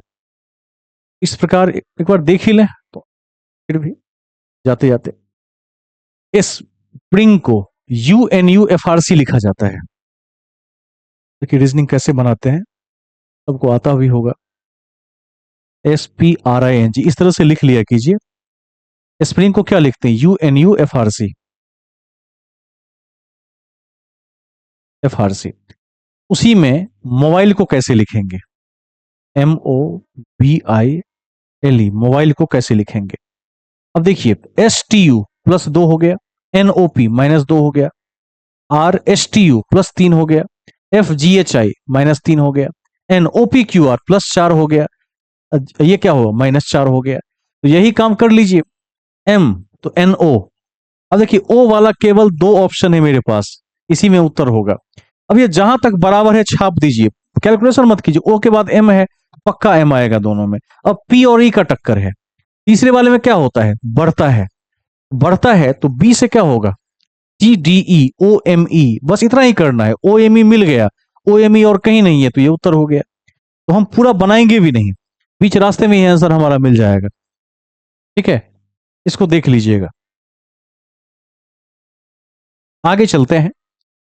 मुकेश ने अपने मित्र से कहा, अब देखिए इसको कैसे बनाते हैं। तो M फॉर मुकेश। मुकेश ने किससे कहा? अपने मित्र से कहा, रीता मेरे पुत्र की पत्नी, रीता मेरे पुत्र की, इस लाइन को लिख देता हूं मैं, इसमें आ जाएगा, आ जाएगा। बोलने वाला मुकेश है, रीता मेरे, तो मेरे को किससे रिप्लेस कर दें? मुकेश से। फिर से लिखते हैं, मुकेश ने अपने फ्रेंड से कहा, रीता मेरे पुत्र की, मेरे पुत्र के बदले मुकेश लिख देता हूं। रीता मुकेश की पत्नी की बेटी, मुकेश की पत्नी की बेटी मतलब मुकेश की बेटी की मां है। रीता कौन है? मुकेश की बेटी की माँ है, मुकेश की बेटी की माँ यानी पत्नी है, तो रीता मुकेश की पत्नी है, इस तरह से हो जाएगा। मुकेश का रीता से क्या संबंध है? मुकेश पति है। ऑप्शन है इसमें, एक बार देख लीजिए। उल्टा कह दिया मैंने शायद, पिता हो जाएगा। दोबारा से पढ़ते हैं। मुकेश अपने मित्र से कहा, ठीक है, रीता मेरे पुत्र की पत्नी, शायद उल्टा पढ़ लिया, दोबारा से पढ़ें एक बार, इसको काट दिया जाए, थोड़ा धुंधला दिख रहा है ये यहाँ पर। Let's try. मुकेश ने अपने मित्र से कहा, मैं यहाँ लिख देता हूँ, मुकेश यहाँ बोलने वाला है कि रीता मेरे पुत्र की पत्नी, अब देखिए उल्टा मैंने पढ़ लिया था, मेरे पुत्र की पत्नी, अब यानी मुकेश के पुत्र की पत्नी। मुकेश के पुत्र की पत्नी कौन है? कौन बताएंगे? नहीं, संबंध में क्या लगती है, क्या कहा जाएगा उसको? बहू कहा जाएगा। रीता मेरे पुत्र की पत्नी, ठीक है, यानी मेरे बहू की बेटी की मां है। इसमें क्या हो जाएगा उत्तर? मुकेश कौन होगा रीता का? डी हो जाना चाहिए, ससुर हो जाएगा। ठीक है, क्लियर है। आगे चलते हैं। अगला क्वेश्चन अंग्रेजी वर्ण वाला है, इसको देखिए।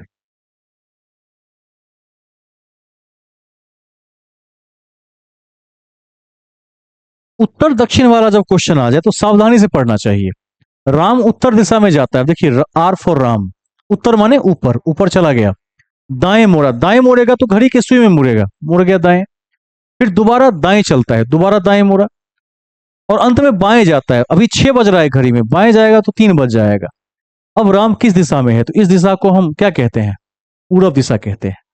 इसका उत्तर पूर्व हो जाएगा, 129 का बी हो जाएगा, ध्यान रखना है। नेक्स्ट, आगे चलते हैं। अंग्रेजी वर्णमाला क्रम में लिखते हुए निम्नलिखित में से कौन सा नाम सबसे अंत में आएगा? तो MOHI, MAHI, MOHE, इस तरह से। देखिए सबसे पहले तो एम होगा, एम के बाद क्या क्या है मेरे पास? ओ है हमारे पास, AOA, तो ए वाला तो पहले पहले आ जाएगा, लास्ट में MO वाला आएगा। MOS तक बराबर है, MOS तक बराबर है। आई या ई पहले? पहले तो ई वाला आ जाएगा, तो सबसे लास्ट में आई वाला आएगा, मोहिंदर, MOHINDER, मोहिंदर, इसको आप बना सकते हैं। नेक्स्ट, आगे चलते हैं। रीजनिंग को आप बहुत तेजी से बना सकते हैं। 39 विद्यार्थियों की कक्षा में नितिन जोगिंदर से 7 रैंक क्या है? आगे है। नितिन जोगिंदर से 7 रैंक आगे है। यदि जोगिंदर का रैंक अंतिम से 17वां है, आप सुनिए ध्यान से, जोगिंदर लास्ट से 17वां है, अब बच्चे हैं 39, तो नितिन का रैंक कितना है? तो सबसे पहले तो आप बच्चों की संख्या पता कर लीजिए। टोटल 39 विद्यार्थियों की कक्षा है, मैं लिख देता हूं एक बार, यहां से लेकर और यहां तक 39 बच्चे हैं, ठीक है। जोगिंदर का रैंक अंतिम से 17 है, यानी नीचे से क्या है? 17 पर, ऐसे एरो से दिखा दीजिए, जोगिंदर है। तो ऊपर से कितने पर होगा? 39 प्लस 1 माइनस 17 पर, यानी 40 में से 17 घटाएंगे तो ऊपर से ये व्यक्ति 23 नंबर पर होगा। अब कहता है नितिन जोगिंदर से 7 रैंक आगे है, 7 रैंक आगे है, ऊपर है, तो 23 से 7 ऊपर कितना होगा? घटा के देख लीजिए कितना हो सकता है। 16 7 23, तो 23 से 7 ऊपर, 7 माइनस कर दीजिए, क्या होगा? 16वां, 16th रैंक। सवाल बन गया है। रीजनिंग में आप नंबर को एकदम बटोर सकते हैं, गलती होता ही नहीं है इसमें। अब इस साइड भी कुछ क्वेश्चन है, इसको भी देखिए, जो बन जाता है सब बना देते हैं। ऐसे चिन्ह वाले में क्या करना चाहिए? तो छाप देना चाहिए सीधे। सबसे पहले देखिए, यहां लिखा है 175, 25, 5, 20, 3 और 10। क्या कहता है? प्लस का अर्थ है गुना, तो प्लस कहां पर है? 10 के पास है, तो प्लस को गुना कर दीजिए। कहता है गुना का अर्थ है माइनस, तो गुना कहां पर है? 20 और 3 के बीच में, तो यहां पर माइनस कर दीजिए। गुना का अर्थ है माइनस। भाग का अर्थ है प्लस, भाग कहां पर है? 25 5 के बीच में, भाग का अर्थ है प्लस। और माइनस का अर्थ है भाग, माइनस है इन दोनों के बीच में, तो माइनस का अर्थ है भाग।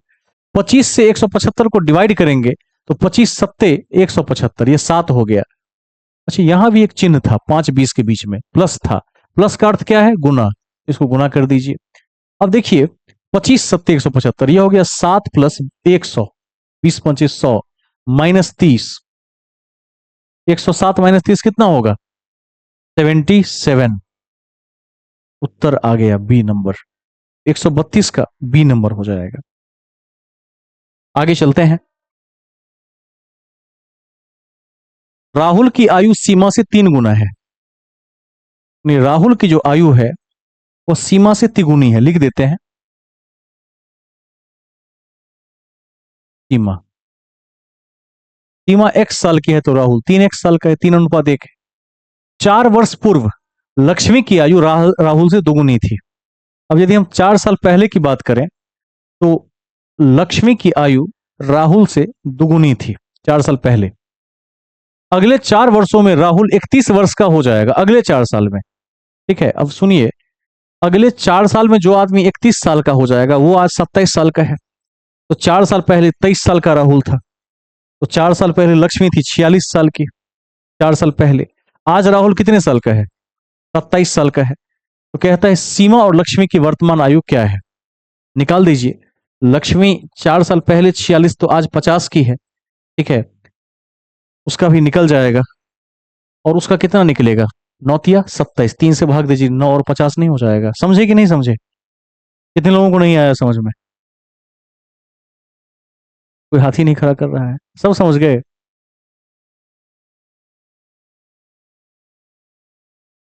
अरे कोई नहीं हाथ खड़ा कर रहा है। काजल कुमारी जी, पर दोबारा देखिए, इसको मिटा के दोबारा बना देते हैं। नहीं समझिए तो पूछ भी लीजिए कम से कम। बहुत सिंपल सवाल है। राहुल की आयु सीमा से 3 गुना अधिक है, यानी राहुल यदि 3 साल का है तो सीमा 1 साल की है, इतना याद रखिए। 4 साल पहले लक्ष्मी की आयु राहुल से दुगुनी थी, अब -4 साल। जो लक्ष्मी की आयु है वो राहुल से क्या है? 2 टाइम्स है, 2:1 है। अगले 4 वर्षों में राहुल 31 साल का हो जाएगा। अब सुनिए ध्यान से, अगले 4 साल में राहुल 31 साल का, तो आज राहुल 27 साल का। तो 4 साल पहले राहुल 23 साल का। तो राहुल की डबल 46 साल की 4 साल पहले।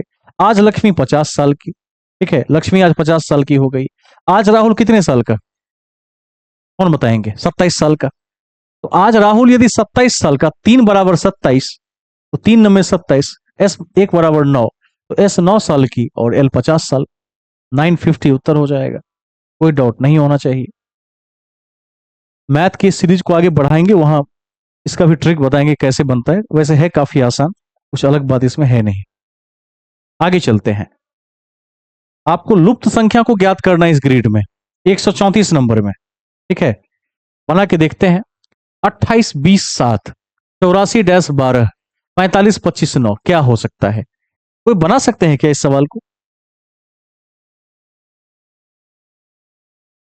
ठीक है, वेरी गुड।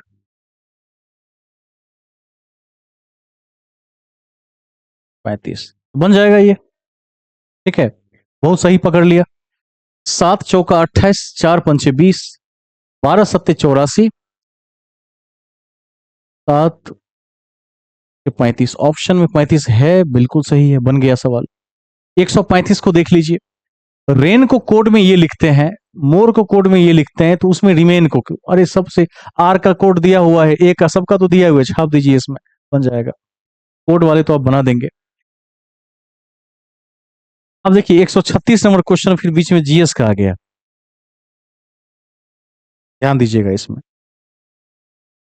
इसको पढ़ते हैं एक बार। 38वीं राष्ट्रीय जूनियर एथलेटिक्स चैंपियनशिप 2025 में बिहार के खिलाड़ियों ने कितने कांस्य पदक जीते? याद रखिएगा, बिहार के खिलाड़ियों को केवल एक कांस्य पदक मिला था। इसमें एक है ही नहीं ऑप्शन में।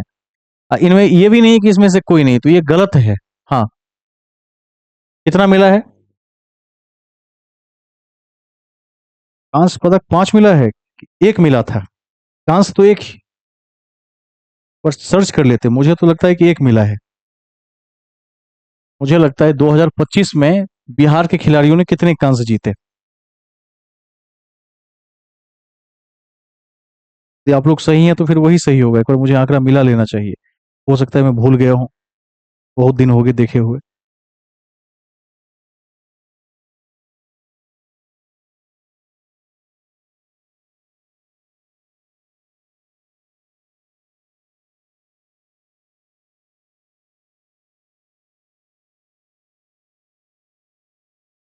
राष्ट्रीय जूनियर एथलेटिक्स चैंपियनशिप है ना। और रुक जाइए, सर्च किया जाए।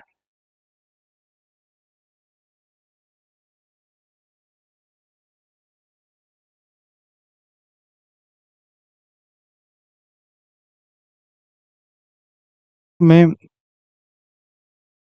एक ही पढ़ा था मैंने। किस किस को मिला है 5, किसी को याद है क्या?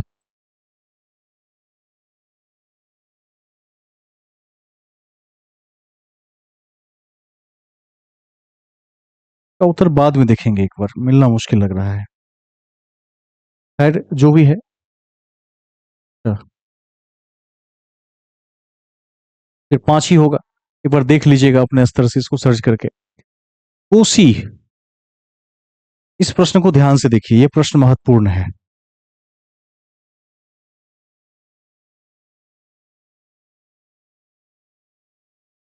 कोसी मेची लिंक परियोजना से बिहार के कौन कौन से जिलों को लाभ होगा?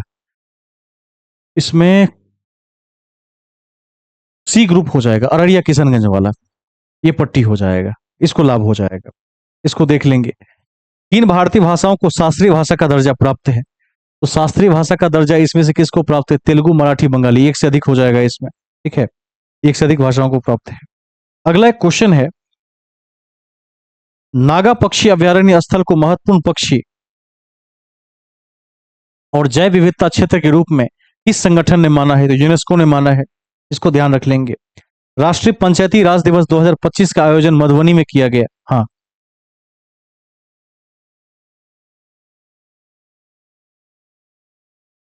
है तो, लेकिन इसको यूनेस्को ने ही माना था। यूनेस्को होगा इसका उत्तर। ठीक है। अगला है, राष्ट्रीय पंचायती राज दिवस 2025 मधुबनी में आयोजित हुआ था। लूनर ट्रेल ब्लेजर मिशन का मुख्य उद्देश्य क्या है? तो लूनर मतलब होता है चंद्रमा, लूना मतलब चंद्रमा, तो चंद्रमा के सतह पर जल खोजने वाला। अफ्रीकानर्स से अभिप्राय किन देश के लोगों से? दक्षिण अफ्रीका के अश्वेतों से है, याद रखिएगा। 16वीं सदी की बावरी का नाम क्या है जिसे भारतीय पुरातत्व सर्वेक्षण ने? उसका नाम है चौकी बावरी। इसको देख लेंगे। न्यूयॉर्क सिटी के मेयर का नाम एरिक एडम्स। कौन सी बावरी है?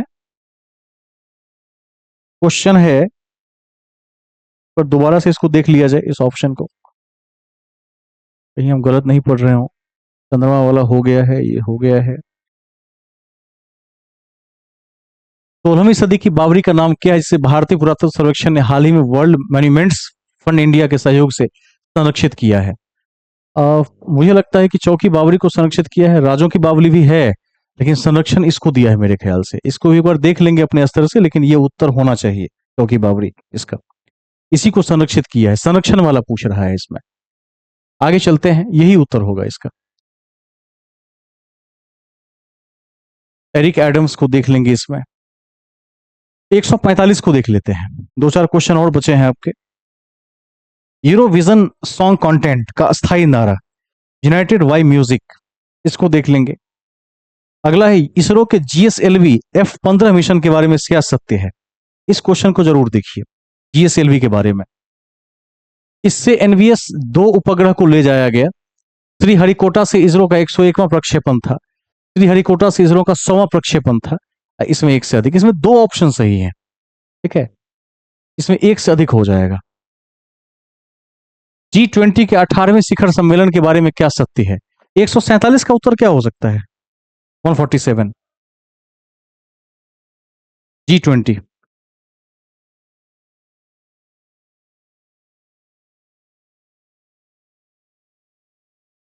यह रियो डी जेनेरियो में, नहीं, बिल्कुल गलत है। इसका विषय था बिल्डिंग, ये नहीं होगा। रियो डी जेनेरियो घोषणा पत्र में पतियों पर कर लगाने पर, तीनों गलत है, इसका इनमें से कोई नहीं हो जाएगा। बैकलेस ऑप्शन है इसके।